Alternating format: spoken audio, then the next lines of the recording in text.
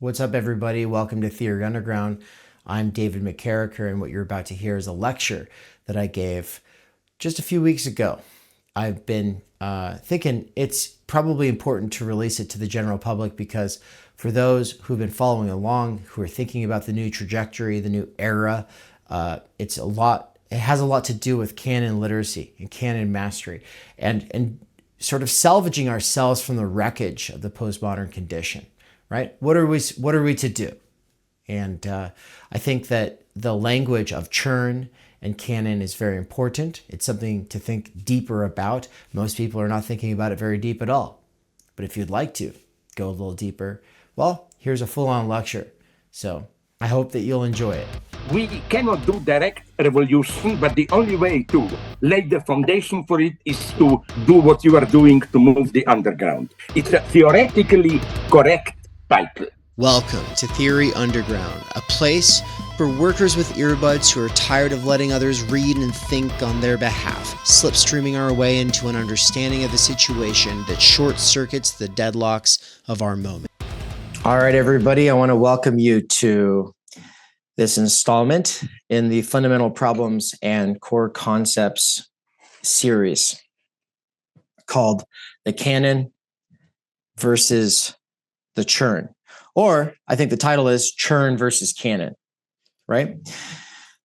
The canon is one of these things that has come up from time to time, and we've usually not really delved into it, which is kind of the theme, I think, of the CHURN itself, which is that you pass the word around and never get to the bottom of anything. And so I thought, well, we better get to the bottom of that.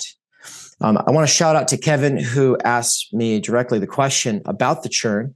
He was asking, what is it, the CHURN? What is going on there? I feel like I know what we're talking about, but I'm not exactly sure. There's different ways that different people have talked about it. The loosest way of talking about it is just the production of slop. As a theoretical concept, I've been thinking about CHURN as that set of processes that is responsible for the production of slop. That's not to say the people who produce slop necessarily. They might be functionaries of the CHURN. They might be beneficiaries of the CHURN. But the CHURN itself is a set of forces in a dynamic, I almost want to say harmony, but it's like a positive cybernetic feedback loop, right? The main way that we've talked about that at Theory Underground is by recourse to Heidegger's use of Kierkegaard's writing on the public, where Heidegger takes it to a more existential ontological ground. And that's where we always talk about A, B, and C, the cycle of ambiguous understanding, of blah, blah, blah, idle chatter, and of a non-committal curiosity. I think I'm going to move to the whiteboard here to kind of show that and drill into it a little bit deeper. But before doing so, I just kind of wanted to give that really quick overview, and then we'll go deeper into it. We'll touch on the political economy of the CHURN, and we'll talk about that more existential structure of world disclosure for Dasein that is the upon which falling is based. Right? It is the fact that we are those kinds of beings for whom world disclosure is constitutive, right? We are that. We are world disclosure. We are our world disclosure, right? And insofar as that is true, or on that basis, we are able to fall into deeper and deeper nooks and crannies of the post-class fractured mass inside of Plato's cave. Okay, so it's a lot of metaphors. We'll be playing with those. Let's switch views here to the whiteboard. Oh, this is just the green screen. Okay, let's go up here. We have the CHURN on the left-hand side. We have the canon on the right-hand side. I want to establish this binary or bifurcation as a really simple one. And its simplicity obviously can be deceiving because we can obviously complexify it a lot.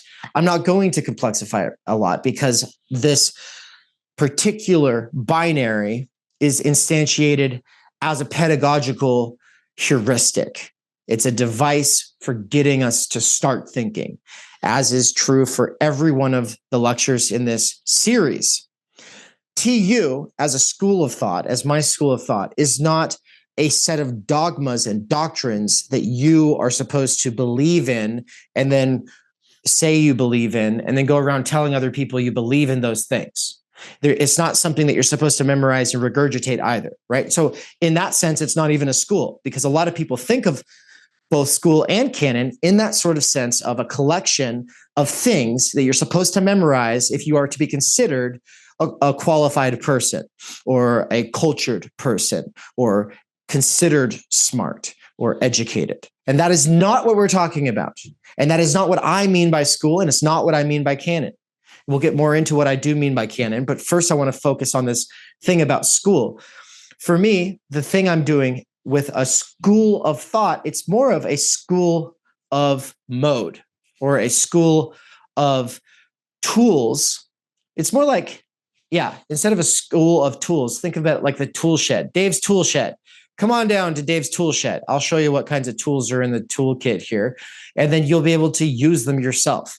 And there'll be ones that are more useful to you. There'll be ones that maybe they're not useful to you. And maybe you'll discover later on that they are retroversively.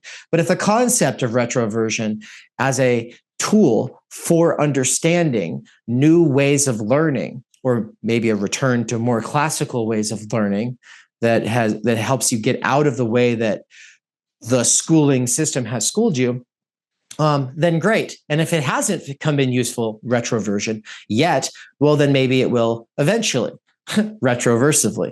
So retroversion might become useful retroversively in the same way that gerrymandering Befindlichkeit might not really make sense for a couple more years, right? But then again, maybe it's just you'll be happily doing your thing and you'll only be able to sort of like vibe with certain concepts in my workshop. But the idea of a school is that I do kind of walk you around that workshop and show you this and show you that. And the idea with this course in particular is that it's never just 12 core concepts. It's specifically fundamental problems and core concepts. And in particular, every one of these concepts is addressing a problem, right? So retroversion is addressing the schooled brain or the institutionalized brain that thinks that everything is linear and that for it to count as knowledge, you have to pass a test where you basically regurgitate the right things for that big other or teacher who's a representative of that big other, right? That's what retroversion was all about. Whereas A3, the three crises, that concept is a conceptualization of a fundamental problem, right? Of course, each of those crises is itself a problem. The way that they all interrelate is another problem. But the fundamental problem that the three crises comes out as a response to is the problem of large-scale structural change and trying to understand the situation in which we find ourselves, where large-scale structural change is both needed and impossible. Right? Well, in that sort of spirit and format, we today have another fundamental problem, and with it, a core concept. The fundamental problem today is CHURN. The core concept is canon. And so we'll say a couple of things real quick here about the CHURN. I don't want to beat a dead horse, but also repetition is the cost of learning. And so we'll start off with how in the CHURN, we're always caught up in what is immediate and now, right? And so this is where we have, Neil Postman's now this, right? It's the constant treadmill of what is trending. Now this, now this, now this, now this. Oh, did you hear? Charlie Kirk is dead, right? That's one of these kinds of things that we're now on to. Oh, but now we're over it. You were supposed to basically say what you're supposed to say and move on. We're not supposed to get to the bottom of anything with it. In fact, everything in the society is saying, don't go any deeper. Just drop your take and move on, and make sure that the take is one that works for one of the two sides of the duopoly. Otherwise, it'll be incoherent. You will be not intelligible. It'll be hard for people to group you up into their group, and you'll become suspect or potential enemy or other, right? So, throw out the little signals that make it easy for people to group you up on their side, or you're going to end up on the wrong side of the friend-enemy distinction within the duopoly, right?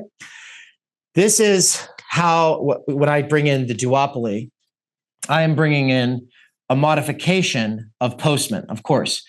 And of course, this modification of Postman is also a modification of Heidegger with his vicious cycle of falling, right? The vicious cycle of falling is one that, as I was saying, we always find ourselves thrown into. And it's one where everything is being made present. Now this, now this, now this. It's always about what's trending.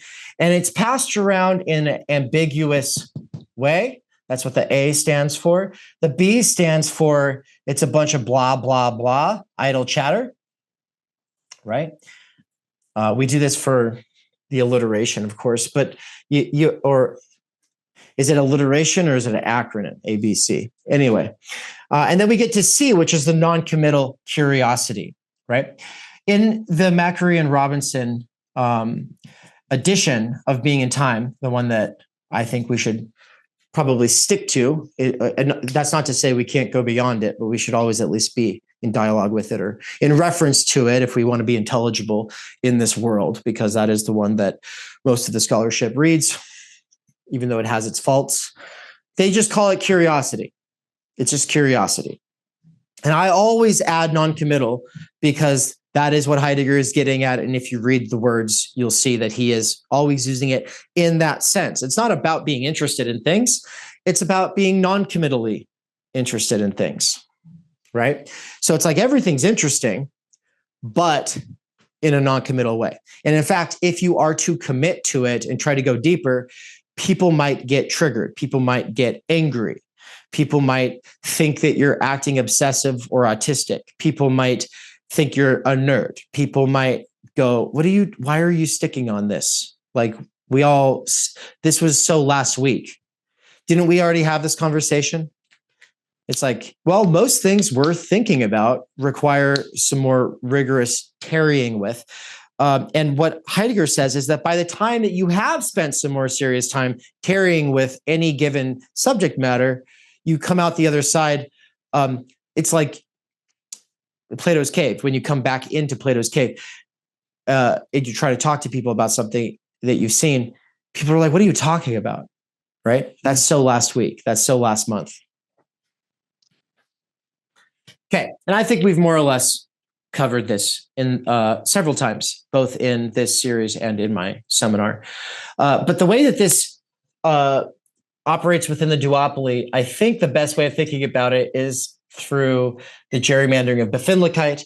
And we could add many levels of nuance to this, but for now, I'm going to just keep it real simple, real dumb, and say on one side, it's about security and authority. What works? What works? A fundamental attunement that is brake pedal, right? Brake pedal. Whereas on the other side, a fundamental attunement is openness, empathy, equality. We're all in this together, and we should be experimenting and trying out new things. And these two fundamental attunements are traditionally coded masculine and feminine. Brake pedal being masculine, the no of the father, and the openness, empathy, equality being the gas pedal of affirmation, of, yeah, we just call it positive or permissive affirmation. Now, this division within the hearts of every one of us, as well as between every group, has always existed, but it has never mattered the way that it matters today, wherein mommy and daddy could not be more antagonistically at each other's throats. This is the society of divorce that I talk about in the game plan in Underground Theory, Volume 2. Pick a side, choose your parent. And if you pick the wrong one, you're going to rue the day because you're going to be disowned by the other half of humanity, by the other half of the human heart, by the other half of the human mind. And so the take that you are supposed to have within the vicious cycle of falling, this cybernetic positive feedback loop between ambiguity, idle chatter, and non-committal curiosity, has this inordinate pressure to get you to say something that matches one of these two genres of human spirit. When we think of fundamental attunements, we should be thinking about fundamental genres. It's as different as country from heavy metal, right? Or from hip hop. Now, these are not mutually exclusive things. There are obviously people who can listen to heavy metal, hip hop, and country, not to mention pop. There are people who can listen to super sophisticated music and dumb dancing music, and they have no problem getting along with everybody. But then there's obviously, if we just zoom out, this tendency that makes it really easy, a tendency within the population that makes it very easy for us to assume that if a person is wearing a cowboy hat, he probably does not like metal. And then same with, if he's got long hair and a beard and a black t-shirt with a band name on it, like chances are he doesn't like country. It's worse though when we get into these more fundamental attunements that have become politicized. There are other fundamental attunements, other fundamental predispositions that people have, which will help them navigate fields or will make it more difficult for them to navigate fields. In fact, it'll probably have a lot to do with how they get sorted into some place within a field, and then they get stuck there. They get labeled and then stuck there. It becomes a self-fulfilling prophecy. They label themselves or other people label them, and now that's who they are forever, right? That it becomes the curse of their existence, their identity. There are all kinds of attunements that are not these two supposedly mutually exclusive sides of human spirit, gas or brakes. But within the highly politicized, polarized, the decade that we find ourselves in here, the 2020s, it's really, these are the only two ways that exist, and you must choose a side. And of course, at Theory Underground, we refuse to choose a side. We are obstinately opposed to having to choose a side. And that's why we lead with the idea of being neither left nor right. But when people think neither left nor right, they usually think both, and they think both left and right. And I was saying on the first night or the night before the beginning of the retreat that we just had, that it's kind of crazy. We say neither left nor right, and what we end up with is a whole bunch of both left and right. But then to clarify that, though, it's not just any old combination of left and right. The filter of neither left nor right brings out the other side a special qualified kind of left or right that is willing to think maybe my way is not the only way. And maybe it's not just a combination of left and right, but instead there's something else that's not just a synthesis. There's something else. There are other ways of being human that are not captured or reducible to, captured by or reducible to left or right.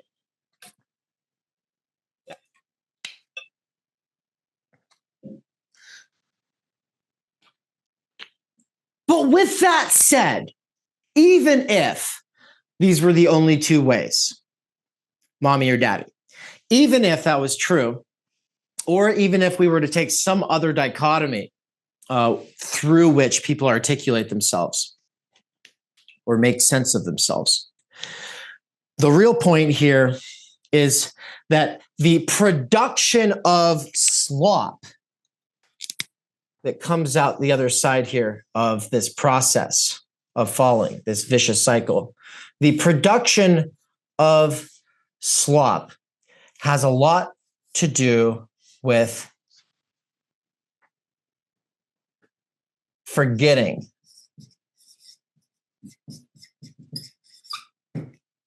And rootlessness.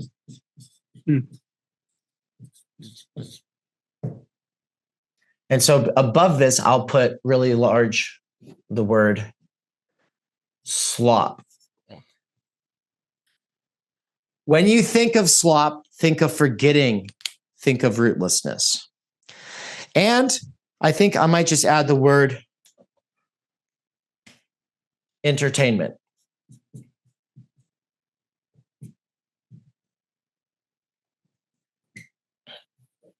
Now, I'm not anti-entertainment. I love entertainment. And I also like rootless reels and, TikToks, Vines, whatever. The internet churns out a lot of really classic slop, like really fun shit. And I love it. I'm tired, Grandpa. That's too damn bad. Like these memes live in my mind, ain't nobody got time for that. Right? I think in reference to that lady all the time. I don't know why, but I do. Like, she's amazing. She's an icon. I'm not dunking on the churn. I'm not dunking on slop. And insofar as theory people think that they are so high and mighty, above and beyond, outside of the clutches of slop, I think that that's the moment when they are the most possessed by it. It's the people who think that they can.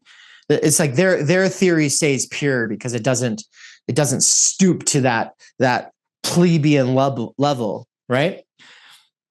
These are the people who turn up their nose at Slavoj Žižek, who think that he is some kind of sellout or he's just a clown, right? These are the people who are not taking seriously what it is that he's got to offer, which I think is not just a theory, but also a mode. Hey, is that backwards? Is the whiteboard backwards now?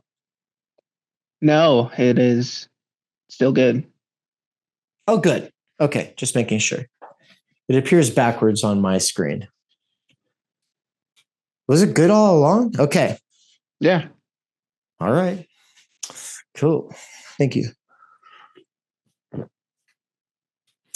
The political economy of slop, though, has a lot to do with the production of surplus value and sign value. And then I would also add that sign value has to do with the simulation of cultural and social capital. So I think in the Bourdieusian sense, at the point that we're talking about cultural and social capital instead of true cultural, real cultural value, we've already kind of lost the plot, right? This is where the life of the mind of the humanities and the liberating arts has already been reduced to something that is instrumentalized for career professionals, careerists, professors, people who are trying to make a name for themselves in academia by being some hotshot academic, or for their students are going to go be tech functionaries or tech overlords, right?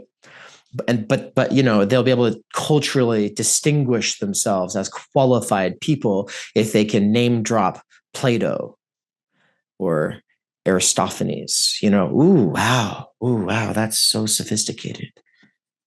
At the point that we're able to talk about the liberal arts and humanities in this sense as cultural or social capital, at the point that they have been institutionally captured as such, and they can only really be understood as such, and everything everyone does is easily reducible to games within fields pursuing the accumulation of cultural and social capitals. At that point, we've already lost the plot. And what Bourdieu is saying here is absolutely necessary to then understand what Baudrillard is saying when he talks about sign value. Because sign value is the cultural and social capital being simulated. It's a simulation of a simulation, right? It was already like, oh yes, we're trying to show ourselves off as being the kinds of people who read Plato, right? That was already going on with the cultural capital thing. Now it's the sign value version of that is showing a picture of Plato on your Instagram profile. It's prophilicity.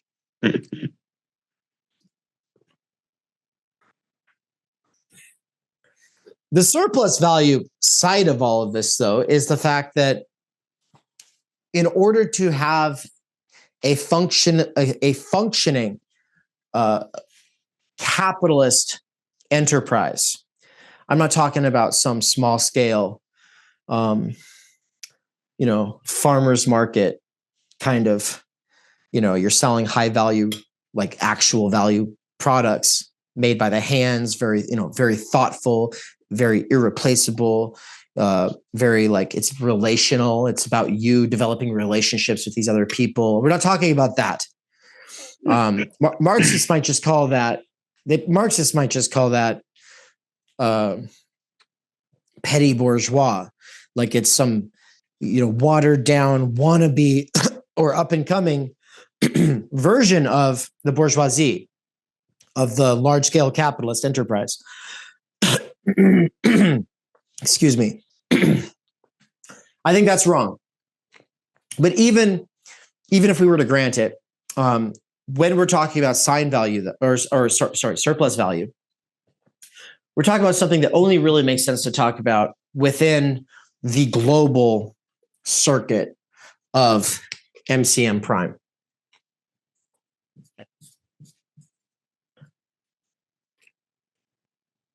Where the money that is spent on commodities is always for the sake of bringing in more money. And the only way that you can actually do that, make it into more, is by using labor power. And that labor power cannot be compensated fairly. And in fact, the raising of an accumulation of surplus value requires constantly making that labor more efficient, but also have to work longer days, longer weeks, and for less and less pay. The efficiency of the labor-saving devices is only so that one worker can replace two workers, so that one worker can replace 10 workers, so that 5 workers can replace 100 workers. That's the kind of labor saving that we're talking about. Those displaced people are then supposed to find some other way of surviving. And usually that's by competing for worse and worse wages. Like, notice that most of the non-manufacturing kinds of jobs that you can get in the service economy don't pay as well as those blue-collar jobs did in manufacturing, right? They don't pay as well. They might come with a little bit more freedom, but that freedom is the kind of freedom that comes from being homeless, from renting as a way of life, from not actually having your own place, right? It's the freedom of rootlessness. It's the freedom of selling yourself to more and more people for less and less within this sort of churn of the economy. When this is the case, obviously nobody has time energy. Nobody has the time energy to enjoy rich cultural production. But of course, we still want to feel like we're a part of something. Sign value becomes more important than actually doing the thing, right? Sign value overrides everything. You are now a consumer of identity within the churn. You are to consume and produce the slop, and you will be happy. You will own nothing, and you will be happy. Like, that is the political economy of the churn, as far as I want to touch on it today. This is a problem. All of this is a problem. And as I was saying, it's not a problem that you're supposed to memorize and regurgitate. And it's not something that I have here elaborated on and expounded as deep as I am able to go, or bringing into all of the nuance that I can. I want to keep it zoomed out. I want to keep it heuristic. I want to keep it a little loose, because the point of this series is that you are able to think with these terms at this level, and then you can go deeper yourself, right? Like, we're all to go deeper over the next 25 years in our own ways. And insofar as you go deeper, you're going to end up having a completely different approach to all of this, I'm sure. But at this level, we could all be like, okay, well, we could at least share the language of churn, understand that it is the production of slop, know that it has a lot to do with surplus value and sign value, know that it has a lot to do with the vicious cycle of falling, that these are essential pieces of that process that produces the slop. And yeah, we can go deeper, using Neil Postman's Now This to talk about how the medium within the context of this vicious cycle and of the political economy becomes the specific kind of medium that it does. When we talk about the medium and the effects of the medium, we can't not think about how every evolution and revolution of the medium has been one that, since the printing press, has been producing intensifications of this vicious cycle. Every step of the way, it gets more and more pronounced. But that does not exhaust the possibilities for us as humans.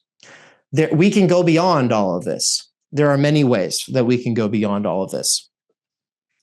But before I talk about the ways that we can and have gone beyond this, the way that there has yet been great thoughts, big ideas, new ideas even perhaps, but also just, new works that I would say are canonical, even after the invention of the printing press, even after the invention of the radio, even after, the mainstreaming of television. Before I go into why there's still great works that can speak to us now and probably will speak to us for hundreds or thousands of years, I want to first put a finishing sort of touch here on what I have here on the left-hand side of the churn before we dive into the canon. And it's a Heideggerian touch. It's so important because when people think of Heidegger, they think, oh, he's the guy that's all about authenticity. And so, the CHURN is inauthentic, and, this is for inauthentic people. The real authentic people, though, they're above all that bullshit. I already said, I think that the people who think that they're above all of this, the people who think that they're above and beyond the CHURN, they're the most consumed by it or the most delusional. But I want to touch on why Heidegger agrees with me on page 213 of the Macri and Robinson. It's in the sort of middle of the paragraph, but I'll read it from the top of that paragraph. He says, this way in which things have been interpreted in idle talk has already established itself in Dasein. There are many things with which we first become acquainted in this way, and there is not a little which never gets beyond such an average understanding. There is not a little which never gets beyond such an average understanding. That's such a confusing way of putting it. There's not a little, so that means that there's a lot. There's a lot that never gets beyond such an average understanding. This everyday way in which things have been interpreted is one into which Dasein has grown in the first instance, with never a possibility of extrication. Extrication means getting you out of all that. Like if you were thrown into poverty and then you grew up in it in the first instance, the way that he's describing, and then someone says with never a possibility of extrication, that means, yeah, you were born poor, you're going to die poor. There's no way you'll ever get out of poverty. Like that's what that would mean.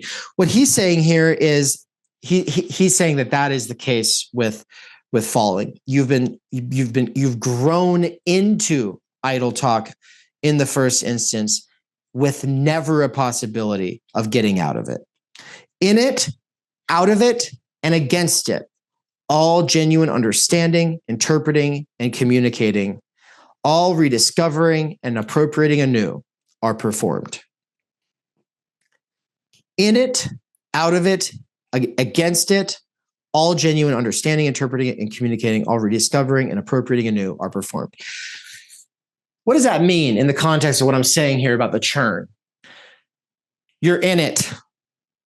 And anything that you can think that is out of it or against it is still being performed in reference to it on its basis. It is on the basis that you are that you are able to grow and modify yourself. Your struggle to not just be, or I'll speak for myself, my struggle to not just be a producer of slop that is, all caught up in the algorithmic tendencies and incentive structures of the CHURN. That trying not to be is what he means by against it. And what he's saying is that, yeah, I owe this inescapable debt to the CHURN. I cannot extricate myself from the CHURN. I can only modify myself. And sure, we should counter certain tendencies of the CHURN. But the important thing here is that just because you counter certain tendencies doesn't mean that you're not going to harness other tendencies. And in fact, the attempt to escape from it is, in fact, a tendency of it that is inherent to it.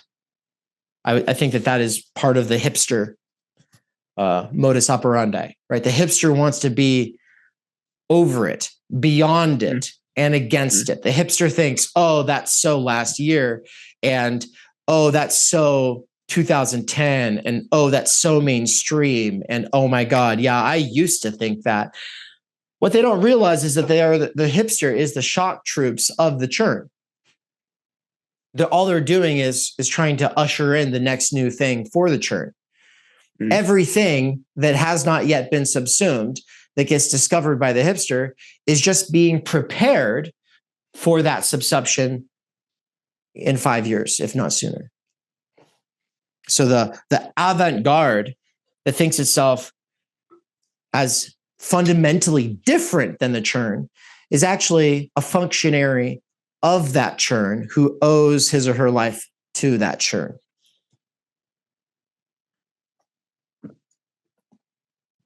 He says, in no case is a Dasein untouched and unseduced by this way in which things have been interpreted, set before the open country of a world in itself, so that it just beholds what it encounters.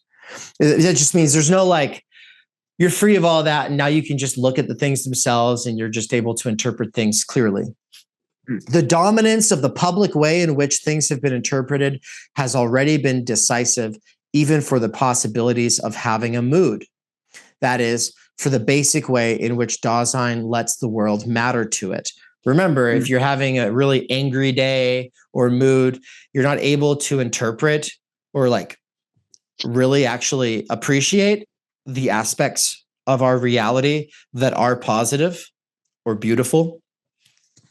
And likewise, if you are in that sort of, joyous way of if you're in that joyous attunement where you're able to see how cute puppies are and how beautiful flowers are, and look at this, look at the sky, it's so beautiful. If you're in that headspace and you're not picking up on the negative things, right? Mood, in the sense that he's using it, is something that is on the basis of Befindlichkeit in the way we talk about it, which is to say, you are fundamentally always already attuned. And that attunement is going to reveal at the same time that it conceals reality. Then he says, the they prescribes one's attunement and determines what and how one sees. Well, bringing it back to the duopoly, the permissive positive affirmation side, the pedal, versus the no of the father, the brake pedal, security, authority, what works. These are attunements, and the they has already prescribed for you that it's to be one or the other. It's the one or the otherness that makes it a duopoly as opposed to a monopoly. When Chomsky wrote The Manufacturing of Consent, they were reflecting on a certain kind of mainstream consensus reality where the two sides of the political establishment were in so much agreement about so many things, thanks to the world wars and the Cold War, that there was this idea of like, we the people, and then the extreme fringe. And the extreme fringe tried to affect the majority in the center by pushing the Overton window, by getting attention, by doing outrageous things. That was then, but this is now. We've moved from that monopoly consensus world to this one that is able to only have a monopoly by having two sides. This duopoly approach that says, we're the ones that are the lesser evil, the other side is Hitler, therefore anything we do is justified. And both sides say that and put a gun to your head and say, if you don't agree, you don't deserve a job. Which is, quite the framing device for them. All right. So the main thing I was trying to get to on page 213 is that Heidegger doesn't think you can ever be extricated from the churn. I also don't think that you can ever be extricated from the churn. We're not saying that we, the people at Theory Underground, are so enlightened and above the slop. No, we're not. That's why we are spiritual descendants of Slavoj Žižek in a sort of sense. He is considered a trash panda or raccoon, right? For the reason that he lives in the dumpster of ideology. He has fun talking about high art, but also he talks about vulgar art and news all the time. The point, though, is that it's not just him giving his opinion about whatever is going on and trending at the moment. He's always somehow using that to bring himself back to those canonical ideas, texts, and thinkers upon which he is based. And that's what brings us to the canon. On the side of the whiteboard that says canon, I have already written representing. Whereas over here, you see under the CHURN, I had presence. So on this side is the idea of immediacy. Now, obviously, the medium in the vicious cycle is always uprooting and passing the word along, and it's making present that which is not present. So obviously, representation is always already functioning over here.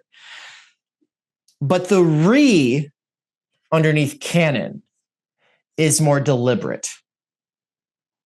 The representing, the re in representing underneath the canon here is a deliberate representing. This representing is constituted by rereading. I put 2 R's there for rereading.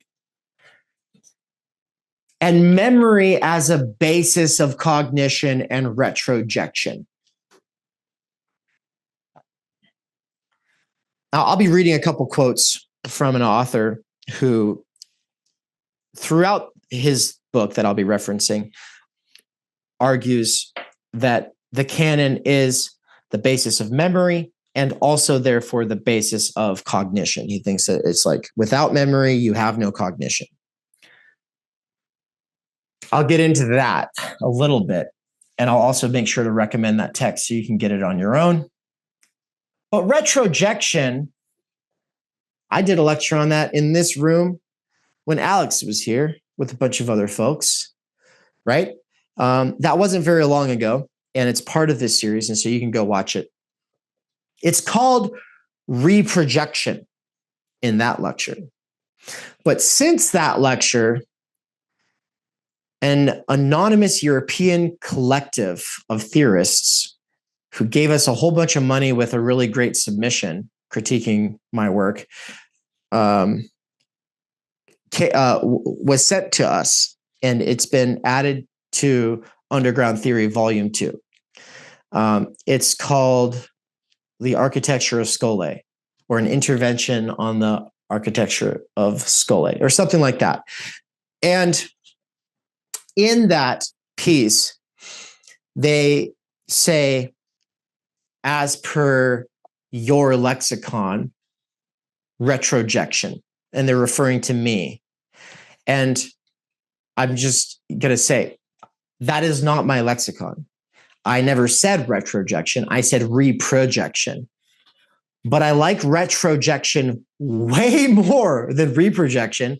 And so I'm going to go with that. And from now on, instead of saying reprojection, I'm going to say retrojection, because retrojection has the retro in there and it rolls off the tongue easier.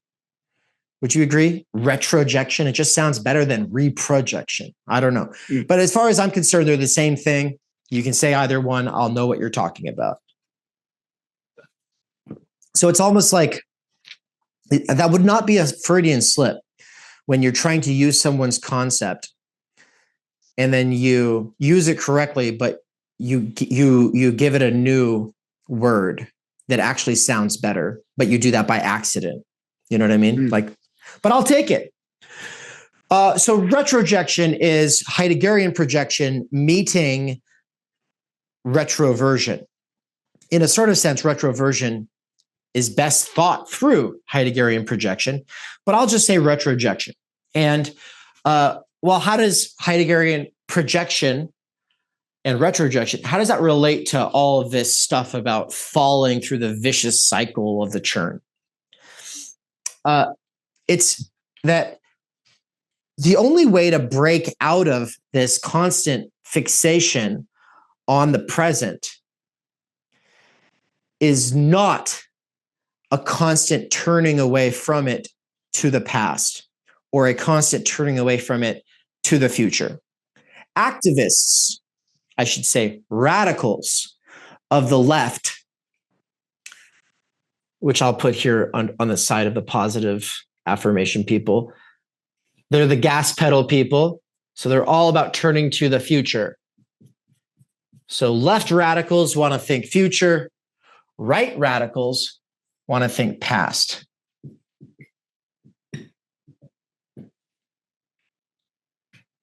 Radicals of the left and radicals of the right are both getting at something important. The future is important. The past is important. And when you have been school-brained and gerrymandered at the level of your Befindlichkeit to such an extreme that you take all brake pedals to be fascism, or you take all gas pedals to be communism, at that point, you will be able to still see some things that are true. All revealing is concealing. So you'll be able to reveal some things that are precious and important. But because you have been so segregated from the rest of your own heart, mind, and humanity, you will be incapable of thinking in a more holistic way. And so I think it's incumbent on those of us who really do care about large-scale structural change to see the baby in the bathwater of those who fixate on the past and those who fixate on the future, and for us to say we think that we have to be rooted in the past and the future. Well, Heidegger's perfect for this because he thinks, and he really develops this through chapters 4, 5, and 6, but mostly 4 and 5 of Division 2 of Being and Time, that it is only on the basis of an anxious relation to the future that you're able to take a resolute stand running out into that uncertainty, owning the risk of that uncertainty, exercising and embodying courage.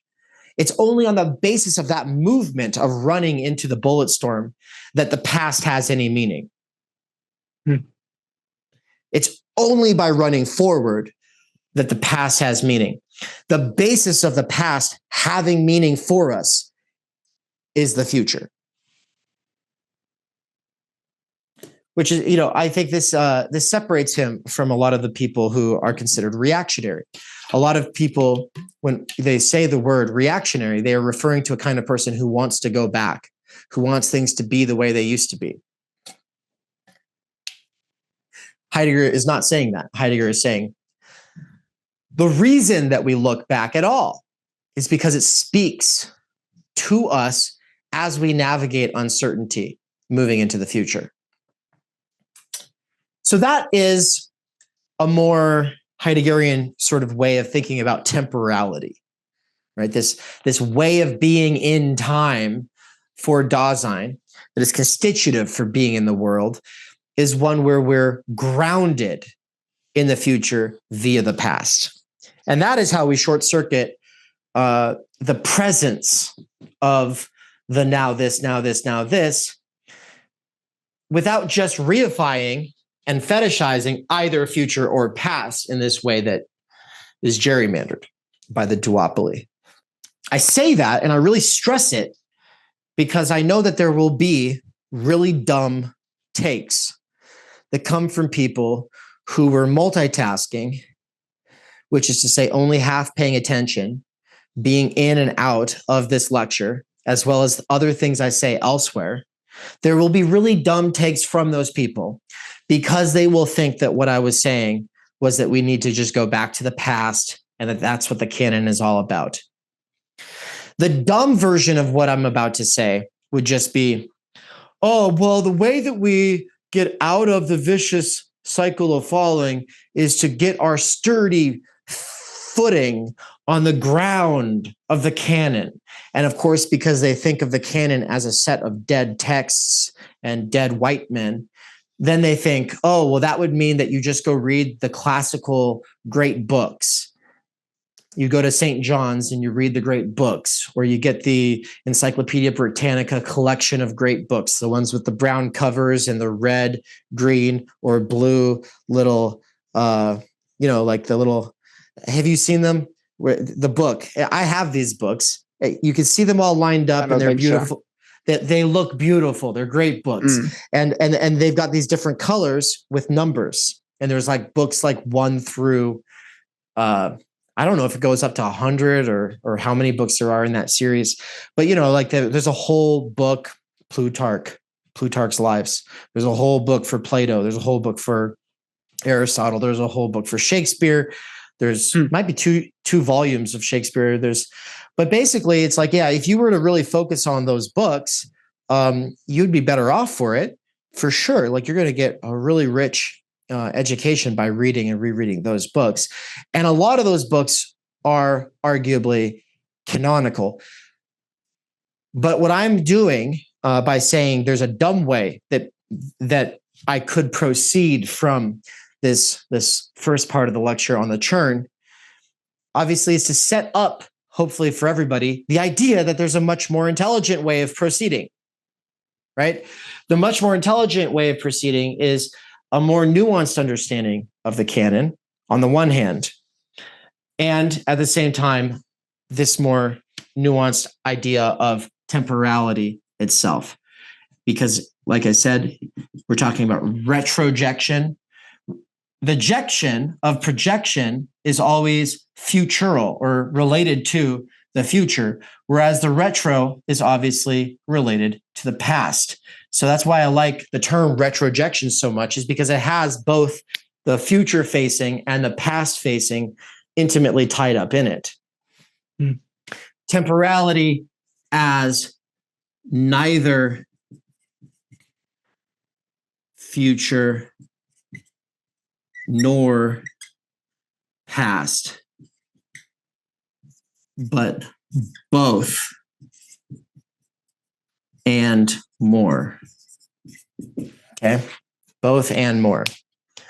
Obviously, it is because we are alive now, in this moment, in this lifespan. Right? You have this limited, finite lifespan. It is because of the scarcity of your time and your energy and the fundamentally impermanent nature of being human that we even care about the future, much less the past.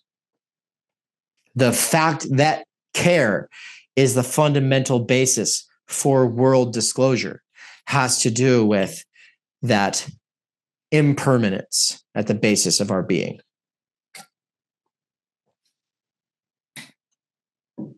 And so that's why it's neither future nor past, because we are also now. And it is through this basis in the present that the future matters. But it's not this baseless, uprooted present. We can't be extricated from the baseless, uprooted present, but we can nonetheless get more based, right? It's like you might be rootless and kind of like swimming in the middle of a storm out at sea. Maybe it's a hurricane, right? But what you can do is start to assemble a life raft by grabbing a hold to a log, and then some other piece of, and eventually build yourself some kind of a life raft, right? The building of the life raft in this hurricane is the getting grounded in relation to future on the basis of future. You care about the past, retrojection. Okay, now I'm going to erase all of this stuff and just talk about the canon. So take your picture. The one thing I'm not going to erase is the word solitude, canon, or in red here, voices, values, and communion. Because voices, values, and communion are essential aspects of what we are able to confront within solitude. And the canon is the basis of the memory, voices, and competing values. Now, there's a dumb version of the canon that says, I'll go ahead and write dumb version on the left-hand side here. Dumb canon. It's American conservatives are not known for being the sharpest tools in the shed. And insofar as you meet a conservative American, if they have a hard-on for the canon, the chances are it's the dumb canon. Now, that's not to say we should bully them, that we should ridicule them, that we should make fun of them. I think it's an opportunity to say, I agree with you. Now let's lift it to a higher level. But the dumb canon is a set of, I should add fixed, a fixed set of great texts that teach us who we are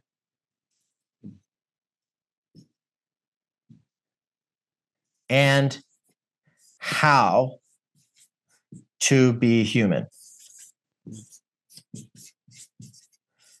Now, the dumb version of the canon would be better than no version of the canon. And what we have today are people who have no version of the canon. And so the fact is if your parents were radical and somewhat traditionalistic, they might have tried to send you to a school, maybe a charter school, that has more of a focus on this approach, this classical approach to education that prioritizes a set of great texts that are supposed to teach us who we are and how to be human. And if they did that, you're off to a better start than most of us. Now, I mean, there's pros and cons with everything. But I agree with Nick Land when he said in dialogue with me and Anne earlier this year, that as he's grown older, even though he's still, considers himself on the side of the Lemurians, the chaos, the demons, he nonetheless has a deeper respect for the AOE, the architectonic order of the eschaton. The AOE being those forces throughout history that have tried to establish control and order. The state, the great state projects, but also the arbiters of what counts as history or canon.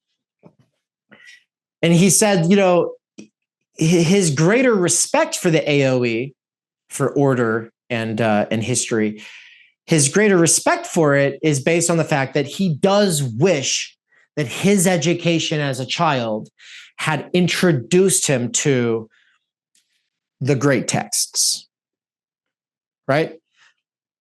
Instead of being taught theorems that were developed by Euclid, the school should have actually had him read Euclid. Instead of teaching him Socrates was a guy who got killed for speaking his mind and questioning authority, he should have actually read about the dialogues featuring Socrates by Plato or Xenophon, for that matter.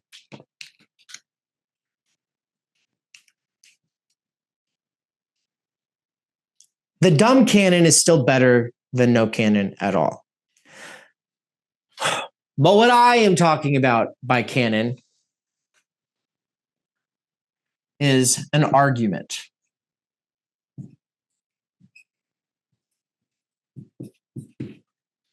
It's an argument. It's not settled.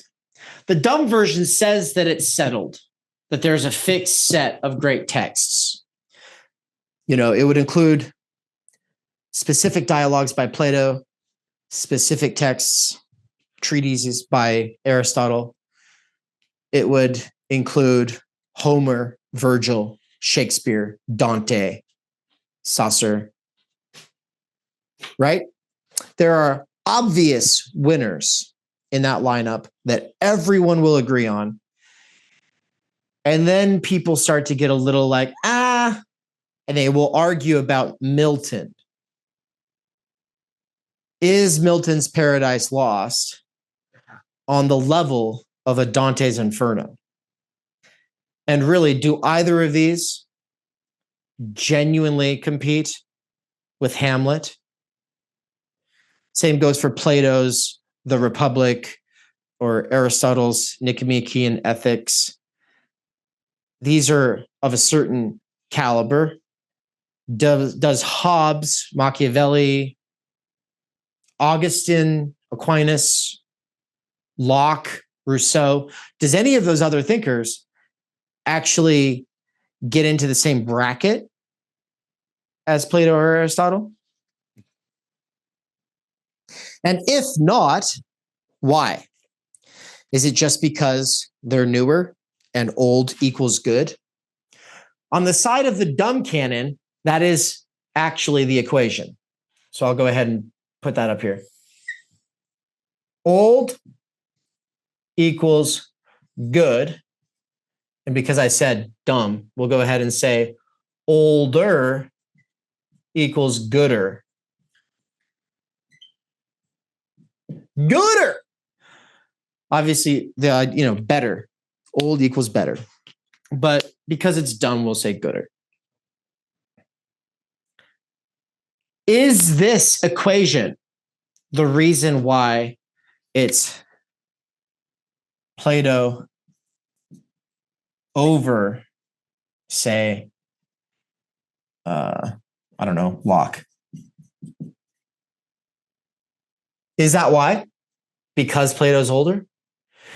Well, it's interesting because people would still say, and when I say people, I mean people who take the canon very seriously, would still say that Shakespeare is also over Homer.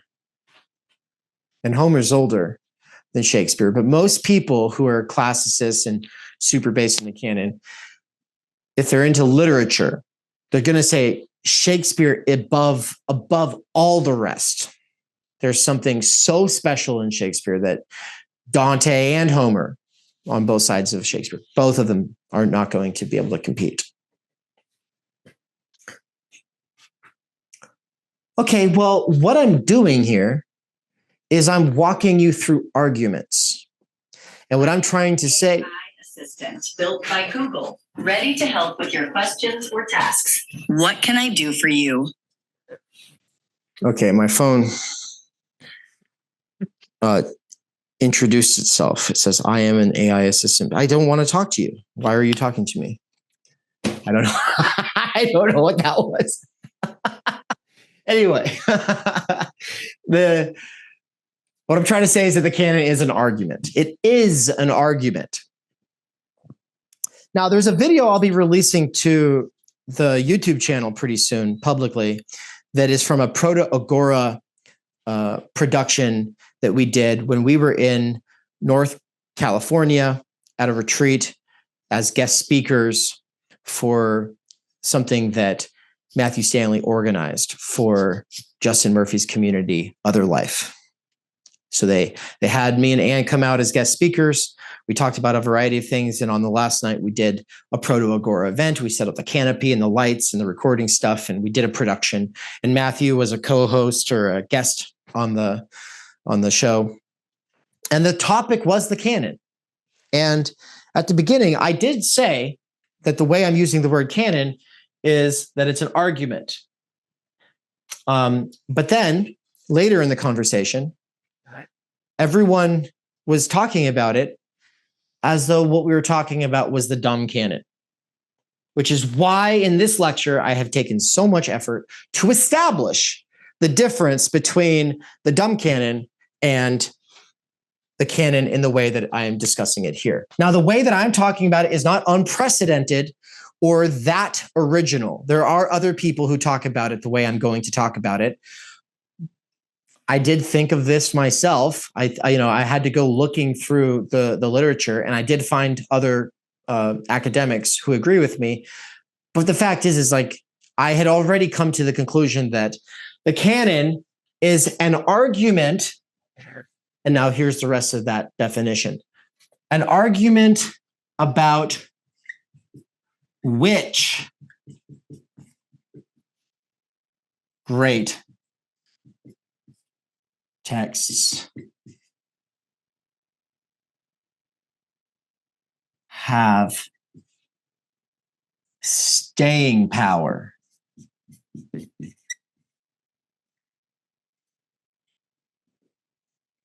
which is to say relevance / the ability to speak to us in our situation. If a text is considered great, one of the reasons is because it still speaks to us today.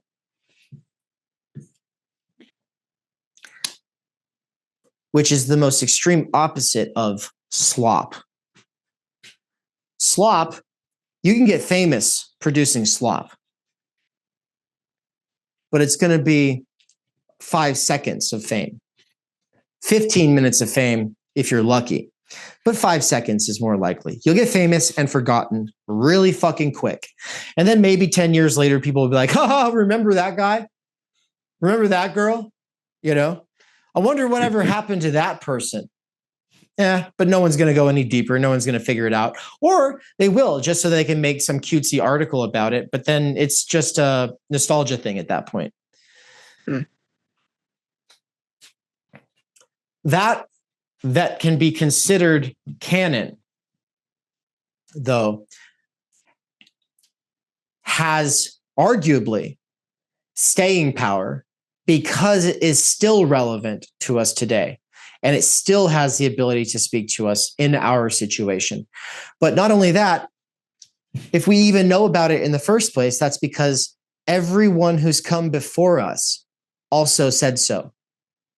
So everyone in different situations, in different historical junctures, keeps turning back to this text, and it keeps offering them something new, something fresh, something that is so fresh that it bears not just reading once, but specifically rereading. Rereading then becomes one of the most important qualification criteria for anything that is canonical. You can say that something still speaks to us and then not keep rereading it. But the texts that have the best, I'll put it this way. The texts that are the greatest contenders for the status great or canonical are specifically those texts that are being and have been reread the most. They are being reread, and they have been reread because they give something more and more and more every time you go back to them, and it enriches your life.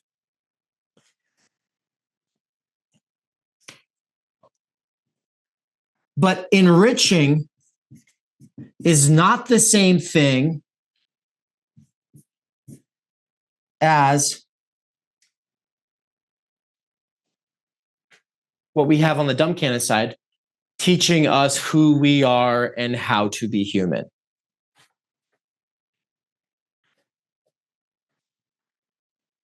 Which I'll just go ahead and say is authority. I'll put the word moral above it. So enriching does not mean the same thing as moral authority. You could be saying that, actually Homer or Plato does teach us how to be human and does have moral authority, or the King James Bible does have moral authority. It does tell us what it is to be a human, what it is to be good. Well, that's an argument. At the point that you are engaged in that argument with other people, you are a part of this verb called canon. So on the one side, the canon is a noun. On the other side, the canon is a verb. The noun over here says this is the correct way to be a human, and this is the fixed set of texts that tell you how to be human. On this side, it's an argument about which great texts have staying power and the ability to speak to us in our situation.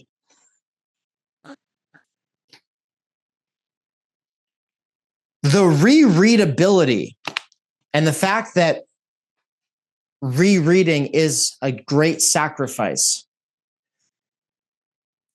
is one of the most important things that sets it apart from the slop that is churned out by the vicious cycle. The churn is at its best when it's giving you something that is not meant to be repeated, that doesn't need to be repeated, that in fact, you're better off just ingesting it and moving on. That kind of slop is the youth fiction or romantic smut being produced by books, book publishers and authors that currently fills the shelves at Barnes and Nobles and libraries. Like, if you've been going to libraries or Barnes and Nobles over the years, you've probably seen a rise in both smut and youth fiction. And it's slop. It's fucking slop, right? It's all the same thing over and over and over and over again. And it's not written to be reread.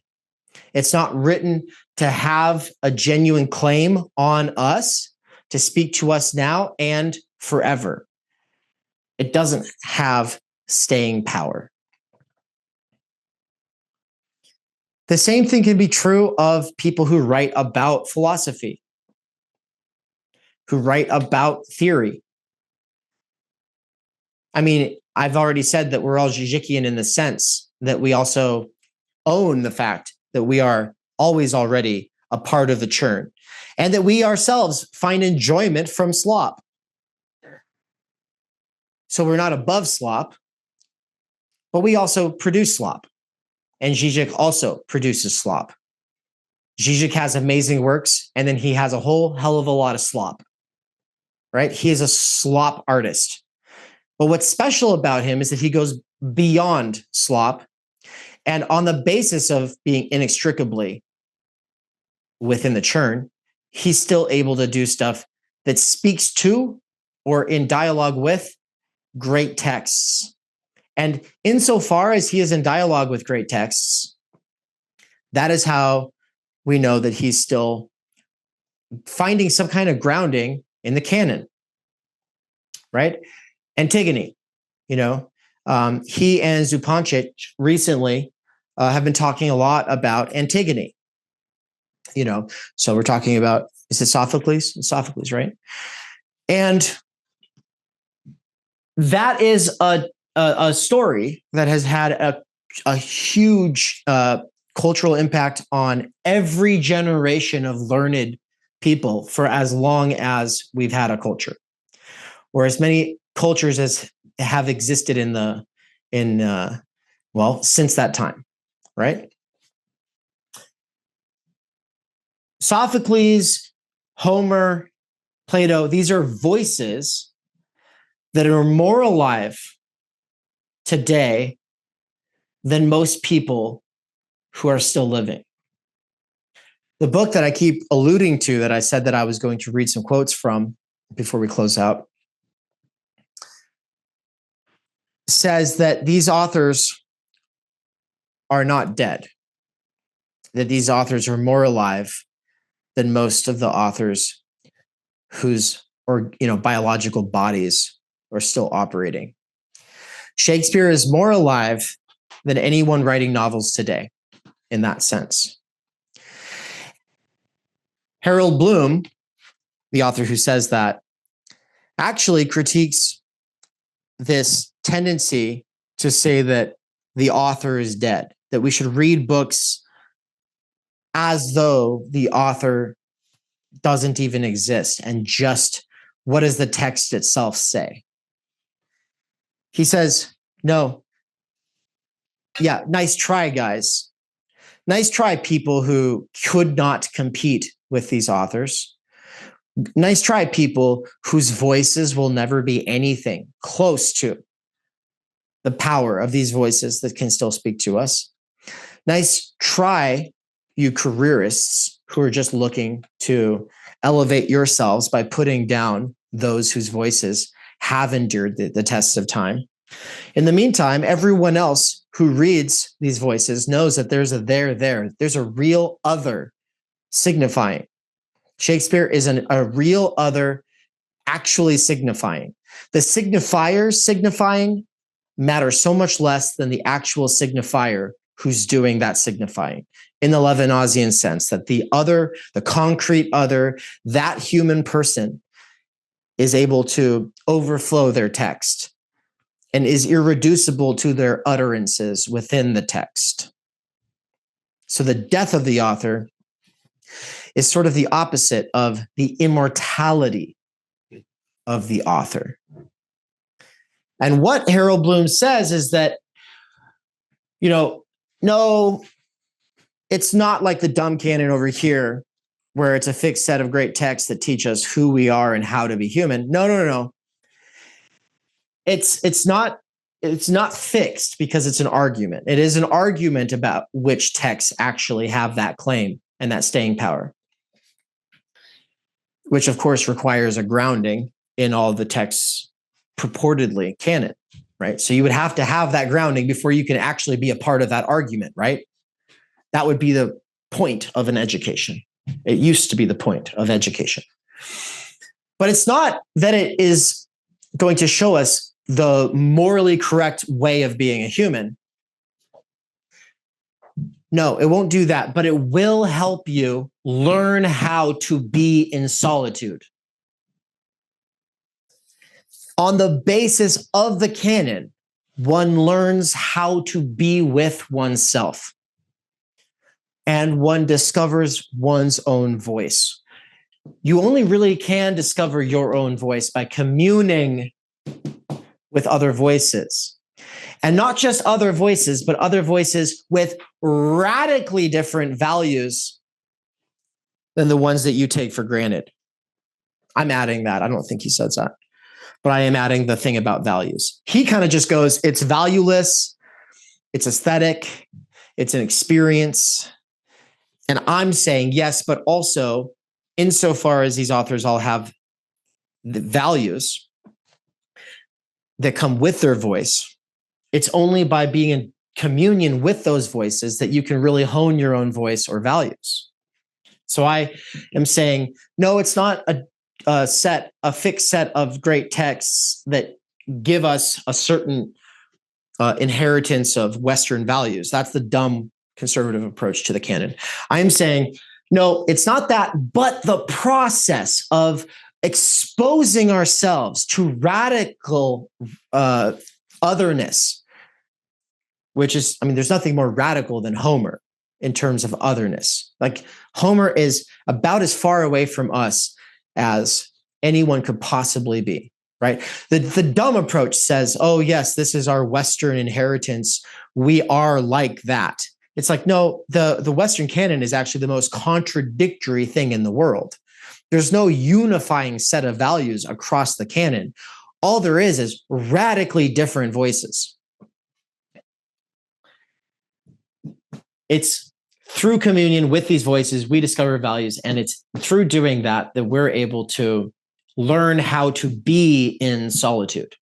And I think that there's not only a crisis of people not learning how to be in solitude and thus being further and faster thrown into the churn, and then therefore being lonely when with others, not knowing how to be with others and not knowing what they have to offer others. It's not just a crisis of not being able to ground out in solitude. It's also a crisis. What I'm trying to say is mental illness. I'm trying to say that I think that most of what passes as mental illness has something to do with the fact that we're all caught up in the churn and we don't ever get the time energy to be in solitude and to find a way to be human in that solitude, right? And I think Harold Bloom is onto something when he brings in solitude as that thing that we learn how to exist in, thanks to the canon. And all of these great voices with all of these divergent and contradictory values that speak to us still today that help us sort ourselves out and hone our voice so that we can figure out who we are, what to do, and how to interact with other people, how to see what we actually have to offer. Now I'll read some quotes.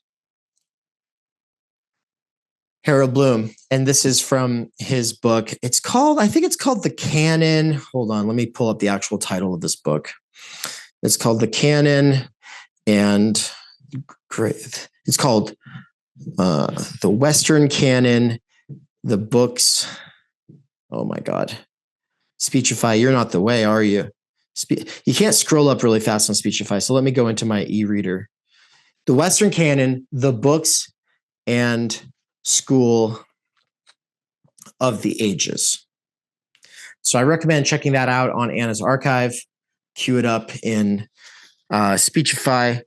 The first 2 chapters and the last chapter are more important than the rest of the book for our purposes. If you're interested in literature and the literary canon as opposed to the philosophical one, you're more interested in the literature side of things and you want to hear his arguments about why Shakespeare is the main guy or whatever. If you care about that argument, well, then the rest of the book matters for you. But if you're more interested in the idea of the canon, then I think it's the first 2 chapters and the last chapter. He addresses the culture war around the canon in chapters 1 and the last chapter. So you want to read the introduction, then chapter 1, and then the last chapter. The arguments around the canon basically boil down to the dumb canon right here versus the school of resentment.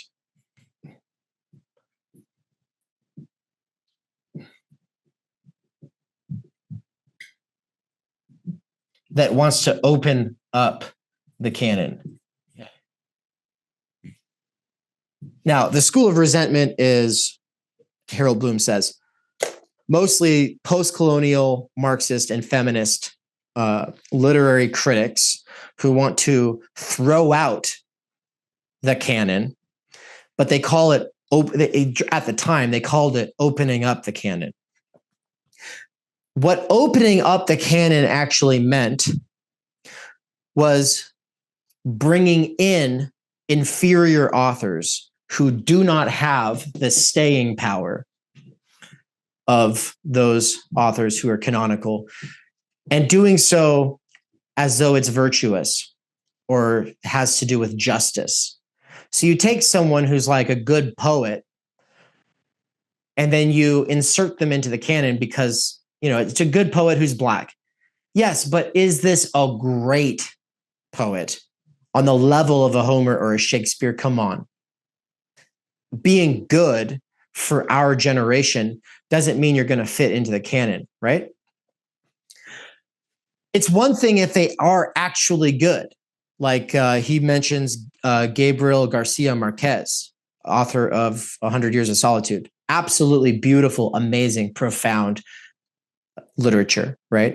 100 Years of Solitude. I cannot speak highly enough of it. At Theory Underground in the future, I do hope that we have a reading group just devoted to reading Gabriel Garcia Marquez's 100 Years of Solitude. But people who think that Garcia Marquez can just be added into a list of, added into a fixed set of great texts on the basis that he's new and not a white man, are missing the fact that there's still this God tier level for guys like Shakespeare. And you're actually doing a disservice to the people you're trying to honor by inserting them alongside the truly great. I would say, here's what I would say though. I would say, Garcia Marquez actually might be as good as that. The point is, we are too close to his life to know. We're also too close to Žižek's life to know. We're also too close to Frederick Jameson's life to know. We're also, I would go so far as to say anyone in the 20th century, we are too close to truly know. Dostoevsky? How about Tolkien? We're too close to know. We can definitely say that they have a claim on us, and we can say that they will have a claim on our descendants, because of the level of profound influence that they've had. But will they still speak to people in 200 or 500 years? It's hubris to say that they will. We can say that they definitely speak to us today. You cannot understand fantasy and sci-fi and how it's evolved without knowing about Tolkien and having spent some serious time exploring how he built a world, right? But that doesn't mean he's going to have that staying power for people 500 or 1,000 years from now. We know for an absolute fact Plato has that staying power. We know for an absolute fact Shakespeare has that staying power. Or at least that is how the argument goes. That is how the argument goes. I'm not making that claim. I am saying that that is how the classical type disposed people will take up their stance. That is how Harold Bloom will take up a stance in favor of Shakespeare and Plato. But the canon is that argument. And there are people who try to get outside of the argument by saying they don't have to read these dead white men, and we can actually just insert people on the basis of diversity, equity, and inclusion for the sake of social justice. So that's the school of resentment, according to Harold Bloom, and he juxtaposes it to this conservative approach that is equally problematic for reducing the canon to a set of great texts that are supposed to have some moral authority in our lives, which is a dogmatic and closed-minded approach to something that is obviously much more complicated, right? The canon is not so easily lent to anyone's ideology. Now I'll read some quotes from Harold Bloom's The Western Canon, the Books and School of the Ages. He says, the canon, once we view it as the relation of an individual reader and writer to what has been preserved out of what has been written, and forget the canon as a list of books required study, will be seen as identical with the literary art of memory, not with the religious sense of canon. Memory is always an art, even when it works involuntarily. Emerson opposed the party of memory to the party of hope, but that was in a very different America. Now the party of memory is the party of hope, though the hope is diminished. But it has always been dangerous to institutionalize hope, and we can no longer live in a society in which we will be allowed to institutionalize memory. This is so deep. I love that. A lot of people act like you can still think in terms of, oh, the party of hope versus the party of memory when thinking about left versus right. And what he's saying is not only was hope institutionalized and therefore kind of undermined, but also now it's becoming impossible to institutionalize memory because there is no education of, in, and or around the canon today.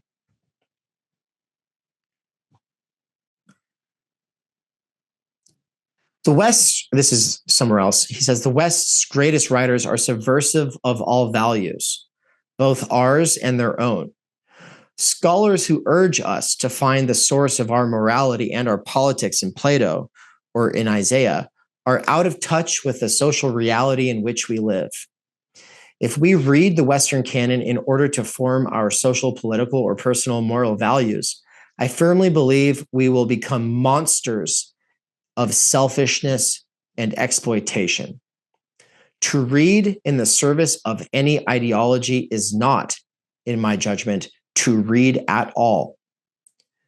The reception of aesthetic power enables us to learn how to talk to ourselves and how to endure ourselves. The true use of Shakespeare or of Cervantes, of Homer or of Dante, of Chaucer or of Rabelais. I don't even know how to say that guy's name. I don't even know who the fuck that is. Rabelais? See, yeah, that's how terrible my canonical education was. I don't even know how to say that guy's name. But the true use of these guys is to augment one's own growing inner self. Reading deeply in the canon will not make one a better or worse person, a more useful or harmful citizen. The mind's dialogue with itself is not primarily a social reality. All that the Western canon can bring one is the proper use of one's own solitude. That solitude whose final form is one's confrontation with one's own mortality. God, I love that. Damn. Right? Yeah, I love that. A couple more bangers on the way out. We possess the canon because we are mortal and also rather belated. There is only so much time, and time must have a stop, while there is more to read than there ever was before. From the Yahwist, who he means like the author of the first books of the Bible, from the Yahwist and Homer to Freud, Kafka, and Beckett is a journey of nearly 3 millennia. Since the voyage goes past harbors as infinite as Dante, Chaucer, Montaigne, Shakespeare, and Tolstoy, all of whom amply compensate a lifetime's rereadings, we are in the pragmatic dilemma of excluding something else each time we read or reread extensively. One ancient test for the canonical remains fiercely valid. Unless it demands rereading, the work does not qualify. Mm.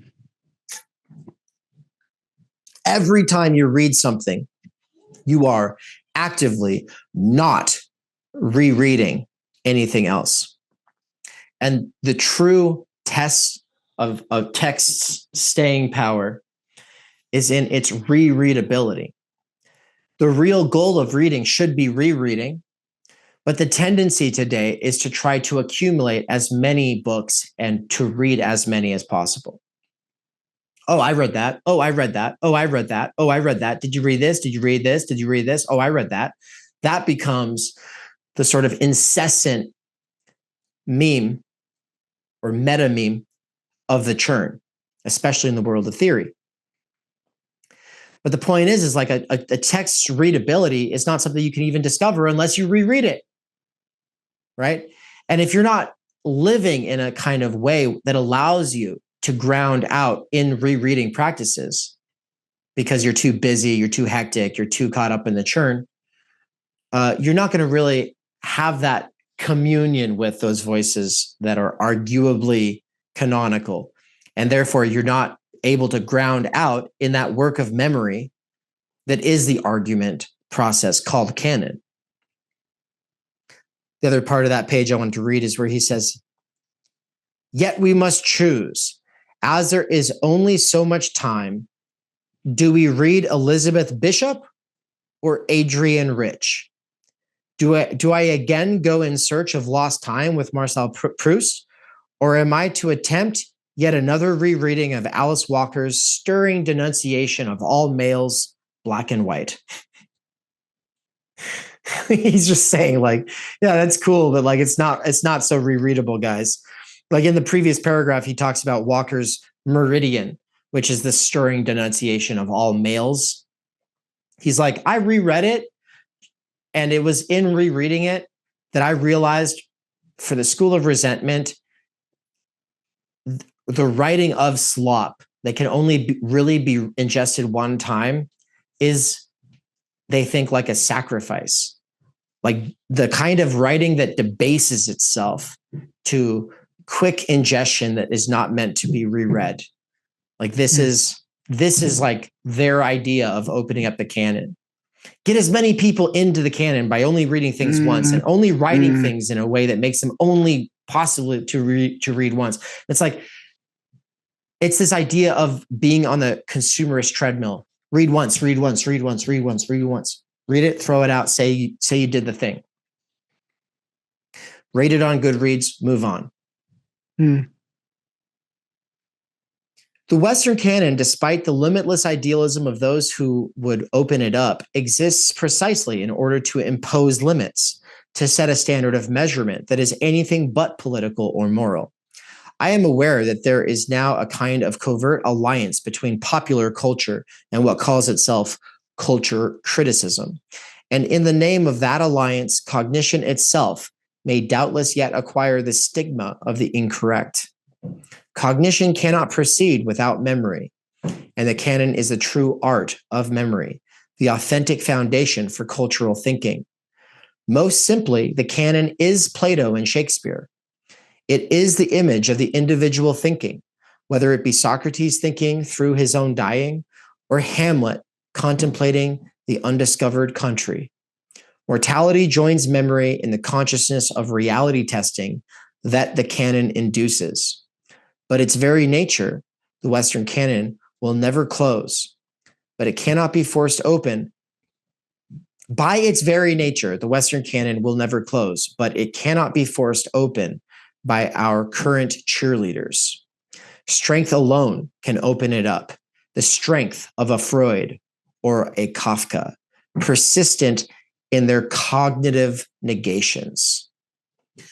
For Bloom, the only people who were able to open up the canon by getting themselves into it were able to do so through a kind of negation that comes from having a deep basis in the canon.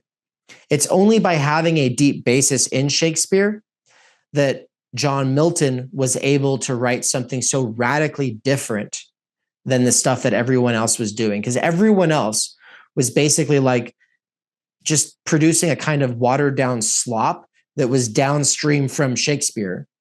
Milton, being thoroughly rooted in Shakespeare, was thus able to do something that's so off the fucking charts. Or just think of James Joyce. Is anyone more off the charts than James Joyce? Or Deleuze? Off the charts, man. Heidegger. There's no one like Heidegger, right? But he had more of a basis in the ancients and the medievals than anyone else doing thinking in the modern era at that moment, right?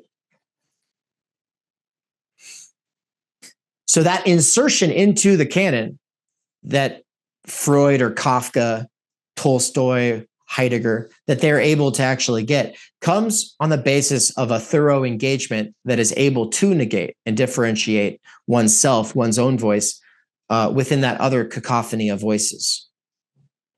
It doesn't come through the kind of negation that is a dismissal, a rootless dismissal.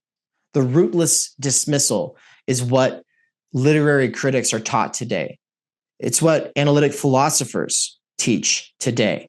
This idea that, oh, well, that's all then. We're so now. We can just focus on what's being produced right now. All canons, including our currently fashionable counter-canons, are elitist. And as no secular canon is ever closed, what is now acclaimed as opening up the canon is a strictly redundant operation. Although canons, like all lists and catalogs, have a tendency to be inclusive rather than exclusive, we have now reached the point at which a lifetime's reading and rereading can scarcely take one through the Western canon. Indeed, it is now virtually impossible to master the Western canon. Not only would it mean absorbing well over 3,000 books, many, if not most, marked by authentic cognition and imaginative difficulties, but the relations between these books grow more rather than less vexed as our perspectives lengthen. There are also the vast complexities and contradictions that constitute the essence of the Western canon, which is anything but a unity or stable structure. No one has the authority to tell us what the Western canon is, certainly not from about 1800 to the present day. It cannot be precisely the list I give, or that anyone else might give. If it were, that would make such a list a mere fetish, just another commodity. But I am not prepared to agree with the Marxists that the Western canon is another instance of what they call cultural capital. It is not clear to me that a nation as contradictory as the United States of America could ever be the context for cultural capital, except for those slivers of high culture that contribute to mass culture. We have not had an official high culture in this country since about 1800, a generation after the American Revolution. Cultural unity is a French phenomenon, and to some degree a German matter, but hardly an American reality in either the 19th century or the 20th. In our context, and from our perspective, the Western canon is a kind of survivor's list. The central fact about America, according to the poet Charles Olson, is space. But Olson wrote that as the opening sentence of a book on Melville, and thus on the 20th century. I don't know what the hell that did I miss? The central fact about America, according to the poet Charles Olson, is space. But Olson wrote that as the opening sentence of a book on Melville, and thus on the 19th century. At the close of the 20th century, our central fact is time, for the evening land is now in the West's evening time.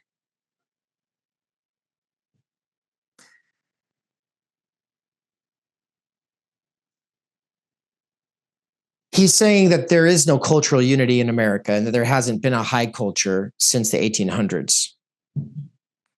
He's saying the 19th and 20th centuries become further and further divisive, niche, isolated, and it becomes impossible to talk about a canon as a very serious list.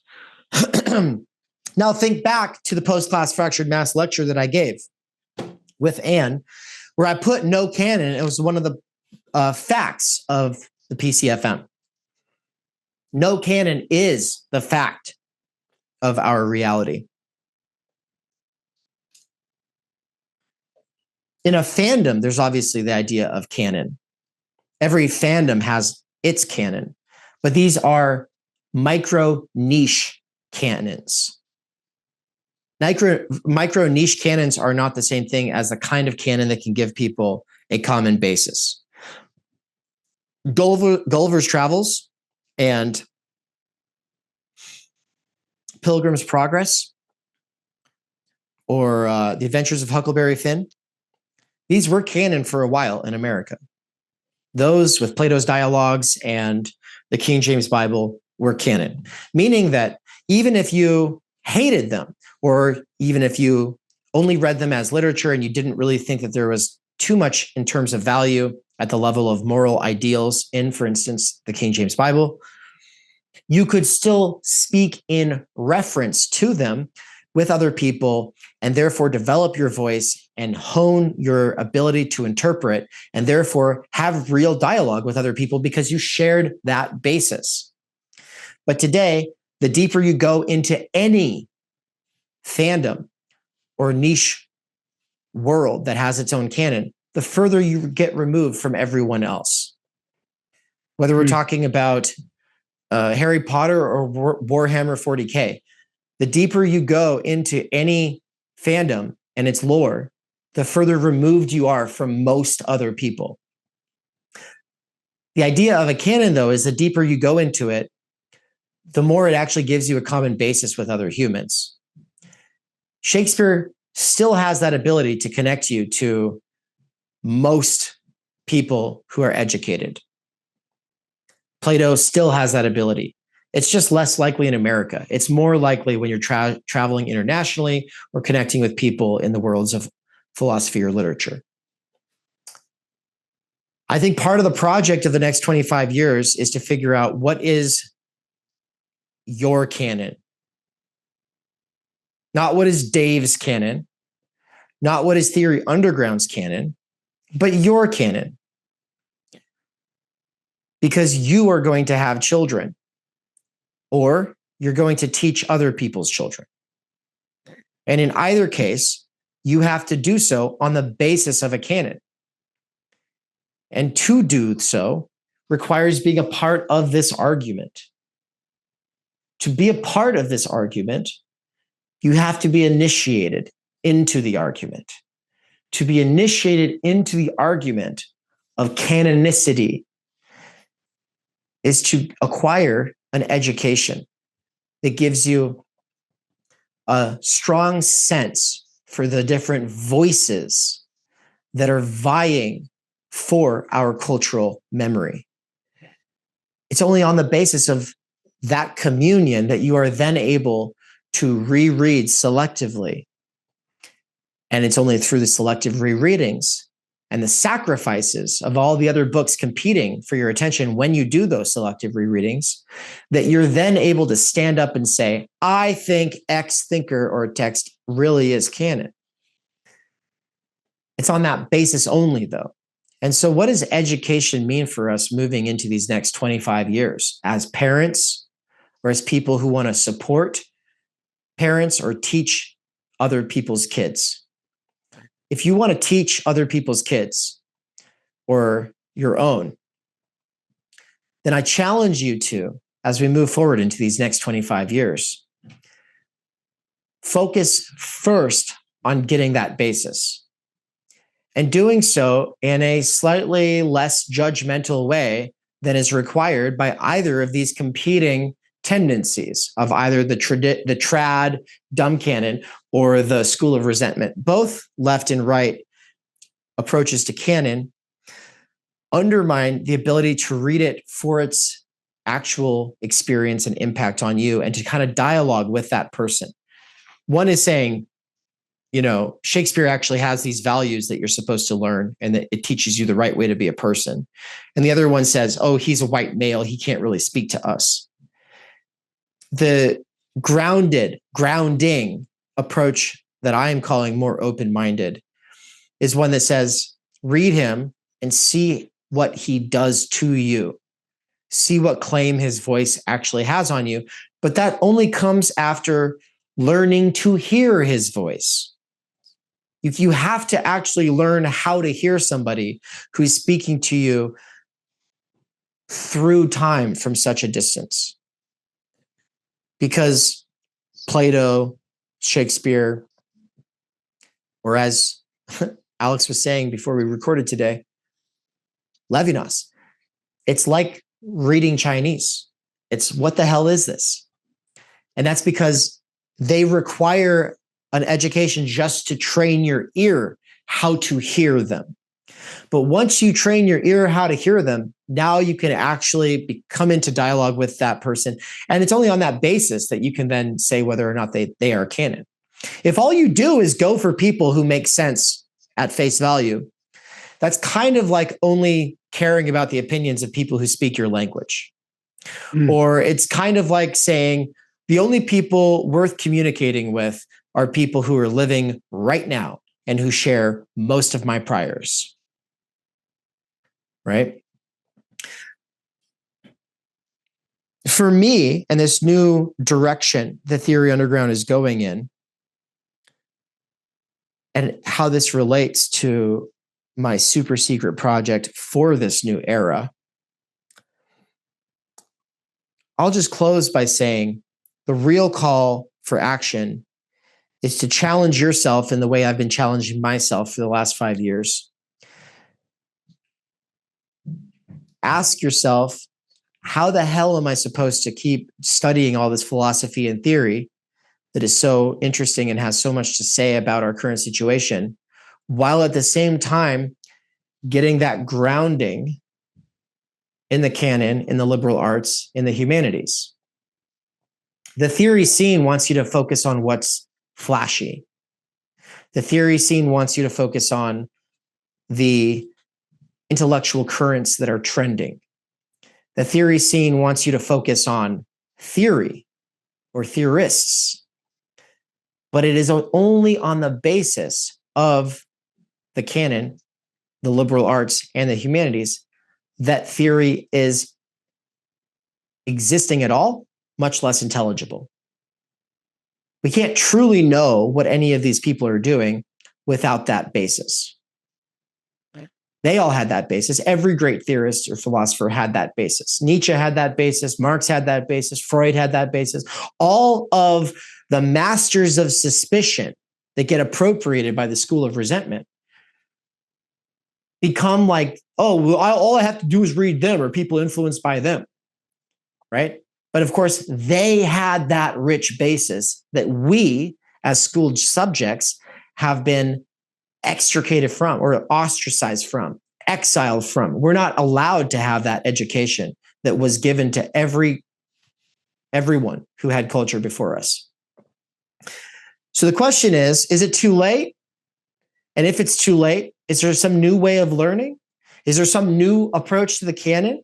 Is there some new approach to learning it that maybe we could develop? But at the absolute minimum, what I am saying that we need is, if not canon mastery, at least canon literacy.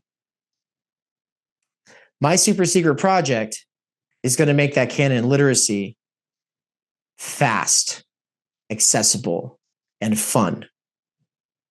That's what I'm working on. The mastery might come for those of you who get really excited about developing canon mastery over the next 25 years. But if you don't care about the canon mastery thing, at least getting that base canon literacy, that is, as far as I am concerned, the next step. Thank you.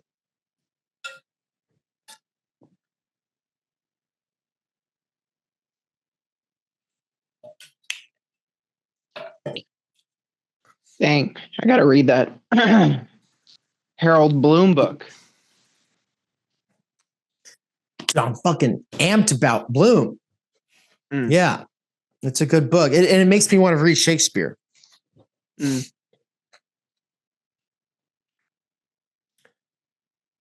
Yeah, Bloom's interesting. You know, as far as like, if we think of the canon as an argument over which great texts or thinkers have that staying power, then Bloom's book is a great demonstration of a human being standing up and saying, it's Shakespeare, guys. And that is him doing it. And then, of course, you know, you could write a masterful work someday that stands up and says, it's actually X thinker. You know, it's actually this other person. It is this thinker. If you can write that book, then you get a PhD. Like literally. You might not go the graduate route and do it and get an actual do. But the point is if you can stand up and say, it's this person, that requires having read enough of the other competing voices and enough of the voice that you're standing up and saying, it's this person, right? And, you know, I can't stand up and say it's Marx, Heidegger, Levinas, Bourdieu, Baudrillard, because I haven't had that 25 years of serious grounding in that ongoing argument, right? And who knows, maybe I come out the other side of that saying it's just Plato. Maybe. Who knows?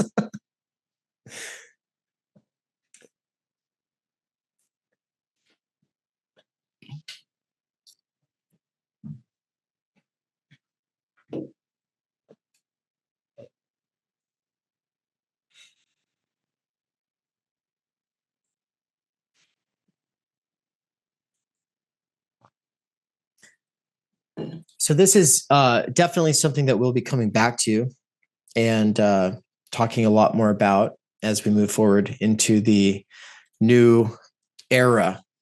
So I want this to basically just be the first official place where this conversation is introduced. It's been hinted at. I've talked about the canon. I've talked about canon literacy. I've talked about canon mastery. I've brought it up here and there. I talked about the canon as this argument and talking about the need for education to give us that basis in that argument so that we can actually hone our take, our voice, and potentially contribution to that process. I've talked about it here and there. And like I said, I will be releasing an early version of that conversation that happened when I was with Matthew Stanley, when Ann and I were doing that Proto-Agora with him. But this is going to be the, so far, most definitive place that anyone can find an introduction to this idea of the canon, or of the canon as an alternative to just being cast about within the churn. But with that said, before I close out though, I'm wondering if you have any questions or thoughts.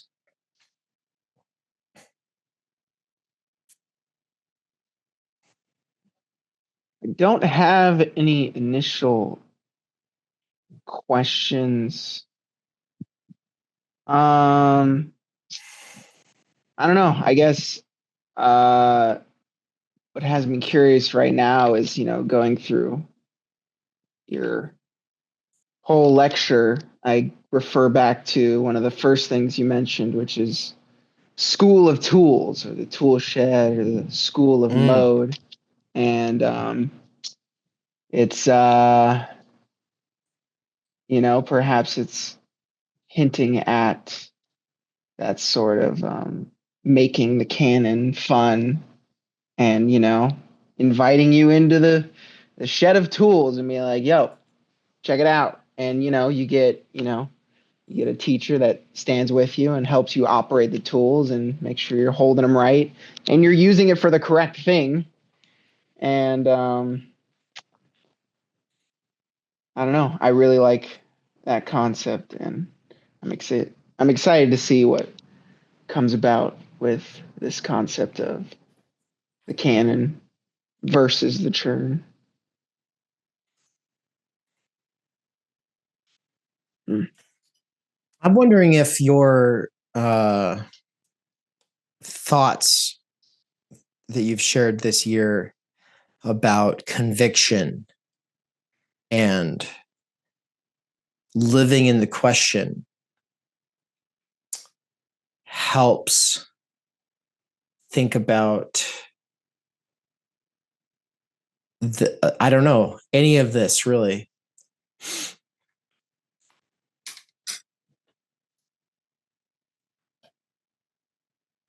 I think of conviction as kind of, I almost like conflate it with like, Heidegger's concept of care, and I guess just valuing things. But conviction is like, it's almost like a light projecting on a specific, thought or line of thinking. And it's almost can be related to the, it's not the dumb canon, but it's, this is the way, this is the thing I need to learn about and discover. And, I guess it's the energy that it's before it gets captured into looking back or looking forward. And, you make steps with your convictions, and then at some point your convictions get confronted with others, and then you're, the looming of being in the question appears. You're like, well, now I'm anxious about the way I've been going about it, or what I've been going about it means, or what this encounter means. And now you're sort of in that ambiguity, and anxiety is bubbling, and you can choose to, all sorts of reactions to it. And, those concepts being in the question and conviction is sort of the, general description of a process of, perhaps meandering through the canon, or I want to say meandering through the dumb canon, or even further back, the churn. But I think the churn is a whole different kind of beast. You're almost, floating around, not, I don't know. It's sort of, you're not captured, but you are. And it's, I don't know. I can't explain it right now, but yeah, I don't know. Just using those words as descriptions of processes, I think it's very important. And, I think they could definitely be put into this idea of canon literacy, and that in relation or contingency with dumb canon, and maybe how does one step into a dumb canon, or, leaning into that versus stepping into the enrichment of canon? Well, I think that last question is so good, because I was having a conversation with this new agey guy who's into philosophy, and we've collaborated locally on a couple of things recently, and we have arguments about philosophy and metaphysics and stuff like that. He's got a really, really strong set of beliefs that come to like what he thinks is metaphysically real. And I don't. I'm much more like, maybe it's like this. maybe it's like that, and he's like, no, we are all God and we are all one. It's like, okay. But anyway, he and I were both talking about liking having conversations with orthodox people or fundamentalist people. Now, I don't have a lot of patience for this sort of fundamentalist or orthodox approach that says, you're all wrong, I am right, you're a part of the enemy if you don't agree with me, right? But the part that I do like, with that part is set aside, is that they typically have at least a dumb canon. And a dumb canon sure beats a no canon.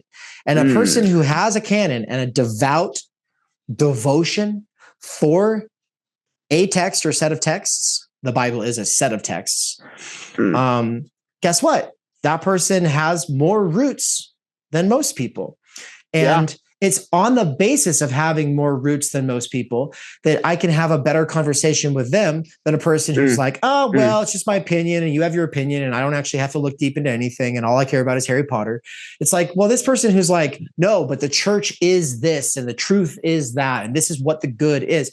Well, it might be a dumb canon because they're saying it's this fixed set of great texts that teach us who we are and how to be human.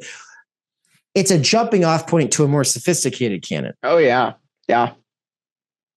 And because they have a very strong take on that set of texts, I can actually get grounded in that set of texts deeper than I could if I was just having conversations with people who've never read them and just have opinions about them, because it's like, oh, now we can have a real conversation about how to interpret those texts, as opposed to a person who's like, they don't even feel deeply responsible for how they interpret. Responsible. That's a good word. And so it's like, we who want to have a better approach to the canon, to even enter into canon in this more sophisticated sense as an argument, have to be in dialogue with people who have, maybe it was a mistake calling it a dumb canon, you know what I mean? Because it's like instantly pejorative, but this kind of vulgar view of the canon. It's like find people who have a tradition. If there's anyone in there who you can have good conversations with, don't burn the bridge with them just because you disagree. Go deeper with them and read their favorite book with them. I would say join a Bible study. Like join a Bible study as an outsider, saying that you want to understand the text the way that they see it. You're not here to tell them how you see it. You're here to see if you can understand how they see it. Join their circle, read the text with them, get to know it deeply. And then the benefit of that is you can always develop your own thing on the basis of that, like, oh, well, I read it differently and here's how I read it different. And then in those conversations where you're talking to a more intellectual Christian, you can say, well, the Christians I read the Bible with, they see it this way. What do you think of that? And then they say, oh, that's terrible. I think of it this other way. And you go, oh, okay, well, here's how I was thinking of it. But now you're in a space of real interpretation and argument, as opposed to opinion making and just what's the word? Slopping, as opposed to slopping in the churn. Oh my God.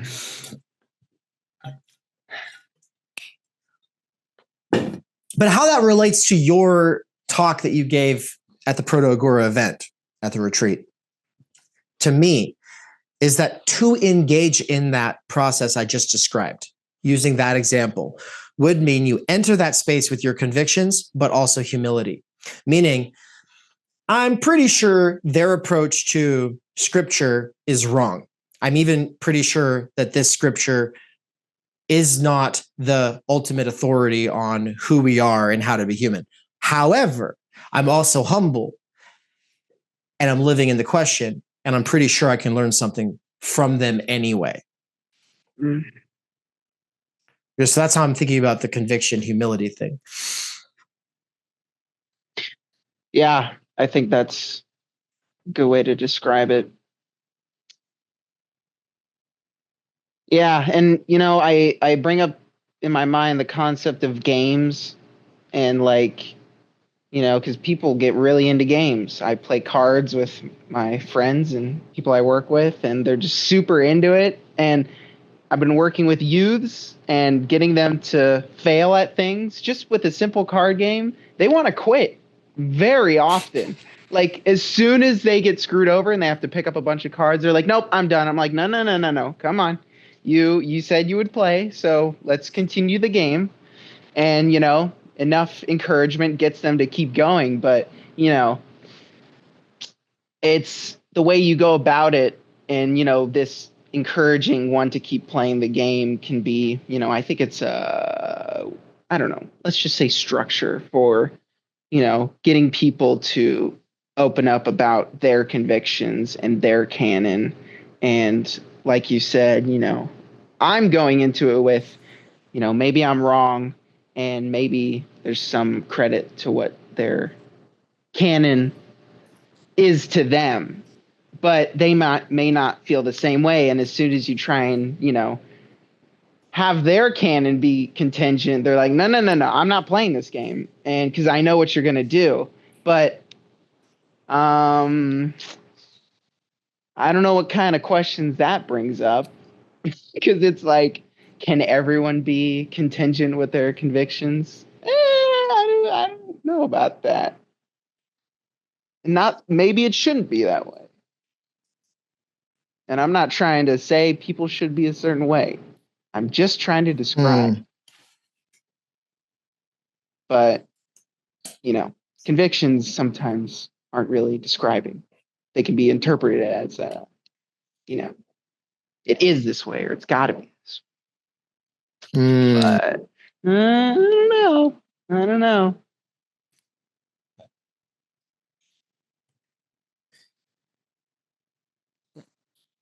Somehow finding a way to keep playing the game.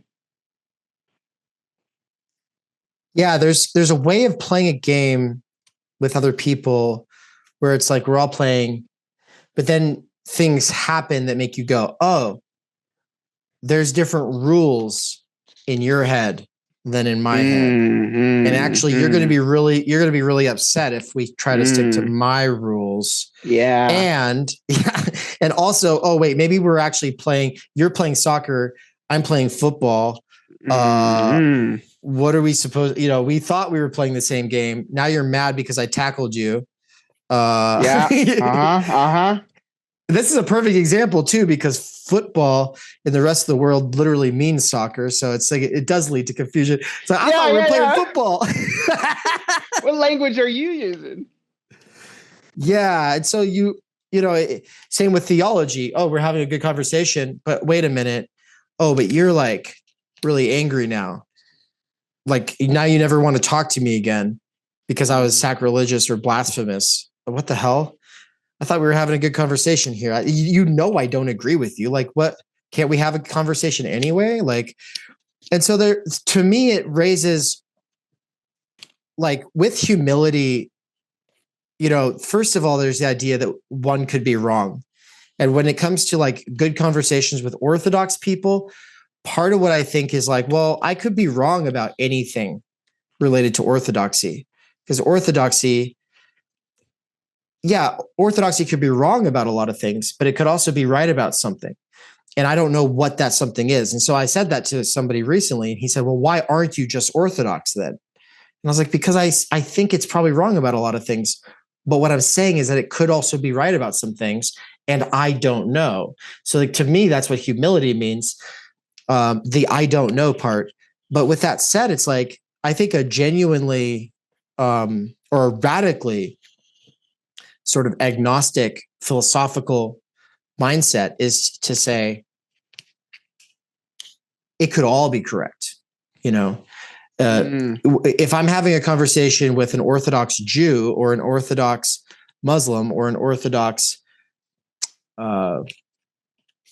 Christian or something like that, Eastern Orthodox Christian, or you know, maybe not Eastern, but like just Orthodox Catholic, then guess what? They could be right about something or about a whole bunch of things. And they could be right for reasons they don't even know. They could be right. They could be right for reasons other than the reasons that they give for something. Or the thing that they believe could be wrong, but the way that they go about thinking about it, there could be something in the way that they go about thinking about that thing. And so it's just like humility on the one side, but graciousness on the other side. And it's like, well, it's not going to be reciprocated. They will not reciprocate that back to us most of the time. So then what should we do? So it's kind of like, how do we play the game with them while we're keeping in mind that it's a game with life or death stakes for them. Whereas for us, it's like, it's a game. It's not life or death, but we do learn something by playing it with them. And how do we be gracious to the fact that they won't be so humble and they won't be so gracious back, you know? Yeah. And, you know, I think I don't know. The only way to say it is like, that's like all well and good. And then, you know, I just can't help but bring up the extreme complexification where you're like, you know, material conditions are tied to what people care about. And that gets like, I don't know, you basically flip the table of the game. And now, I don't know. I don't know. Somebody spilled their coffee, but somebody else owns the house and now they're all mad about it. And it's like, you know, how can I make this right?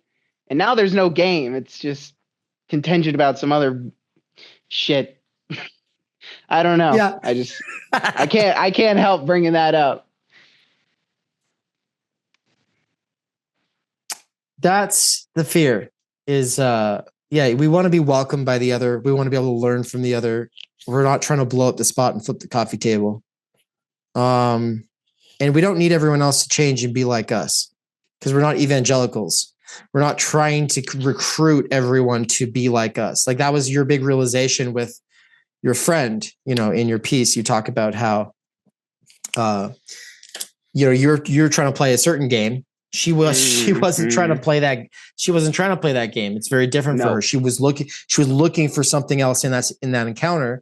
And it's like, you're the more, and you know, going with the idea of radical responsibility, you know, I put the radical responsibility on the person who's trying to be that radical, who's, you know, if you're that radical, you're the one who's radically responsible. But the thing is, yeah, we could also say, as a theorist, you're radically responsible. Yeah. Because you're the one who has this philosophical, critical distance from presuppositions and ability to historicize and to problematize, and the requisite education and interest that makes that fun for you, which is a whole different game than whatever it is other people are playing. So it's like, well, you're actually more responsible for, not flipping the coffee table in a sort of sense. Yeah. Or maybe.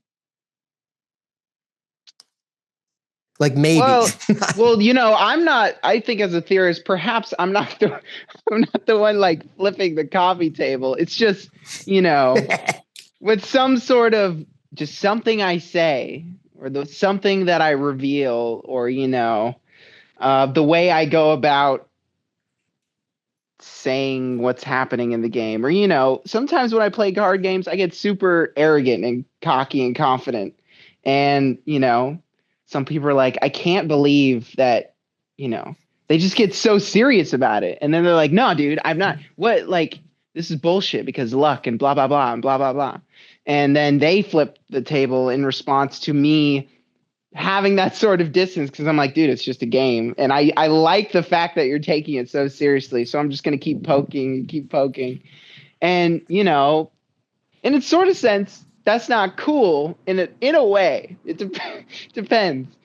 And when we're talking about people's convictions, you're sort of like taking them at like, I don't know, this is just an analogy. Like, you know, you take them and you pull them out and make them look at, you know, the whole structure of their thing. And then they just start screaming.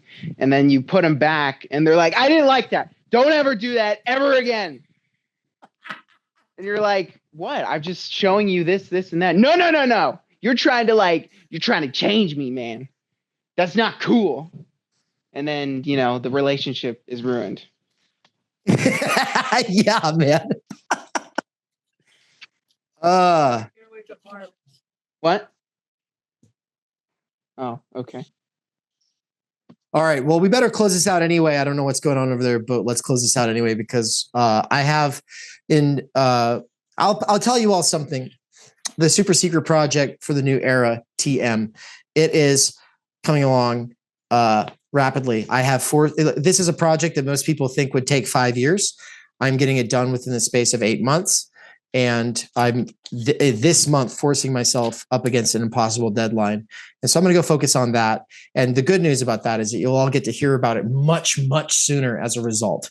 And so, especially those of you who are at the retreat, and especially you, Alex, because we're having this conversation. And I'll say something once the recording is over. If I have you before we go, I'll tell you one other thing about that. But for now, everybody, thank you. Let's get this conversation about the canon as an argument going. Let's start thinking intensely about like how to get that basis. What is the best way to get that base canon literacy? Is it just by reading dense philosophical texts, and whenever you see a reference to someone like Antigone, you go and you read a Wikipedia or listen to a YouTube video about Antigone, and then you go back to reading the text? Or is there another way of accelerating the base canon literacy? I think that there's definitely a way, and then you might come up with your own ways. Let's get it going. All right, everybody, take care. Thank you. Sweet. There's a lot of stuff at Theory Underground. There's a ton of stuff on the front end, and there's even more on the back end. And so no one would blame you if you were like, I don't even know where to begin. The same is true with the world of theory.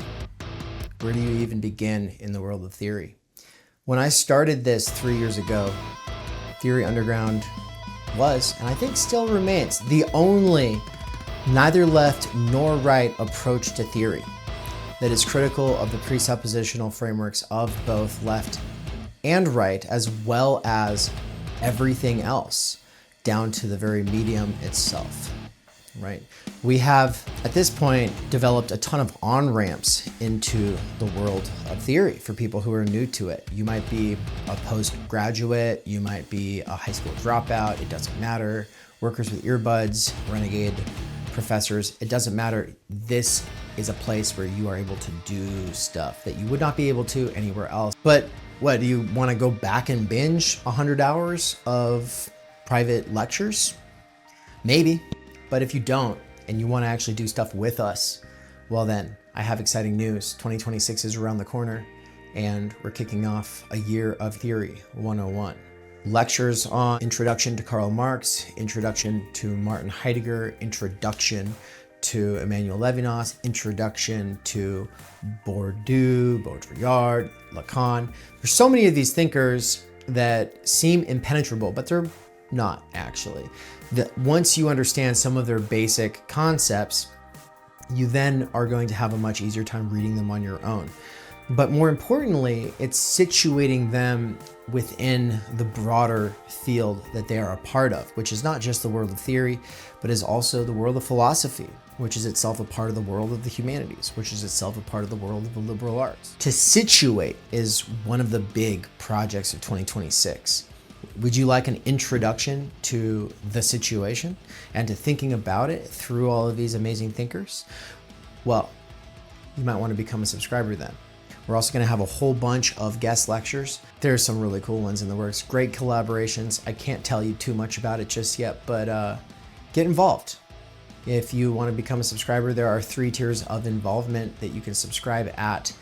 The bottom one gets you access to the past course content. It gets you access to the upcoming courses, to the ongoing seminars. It's pretty much like the basic one, right? But the higher ones get you special access to things that go on a monthly basis that help you develop your theory writing, that help you actually publish your first book, etc. And so if you're interested in that kind of development, if you want to take this from being like a mere pastime or hobby to being something that actually develops you and your ability to think about and understand the world and express yourself, then Theory Underground 2026, it is the place to be subscribing to.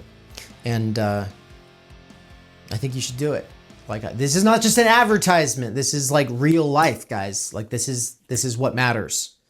And I'm not saying this to a giant audience. I'm not saying this to anyone or no one. I'm saying this to you. And I'm saying it to an audience that I've been very careful to cultivate, of people who are serious about what they're doing here, who aren't just doing this because they're like consumer nihilists. I'm looking for people who want to make themselves better. I'm looking for people who are committed to future humanity.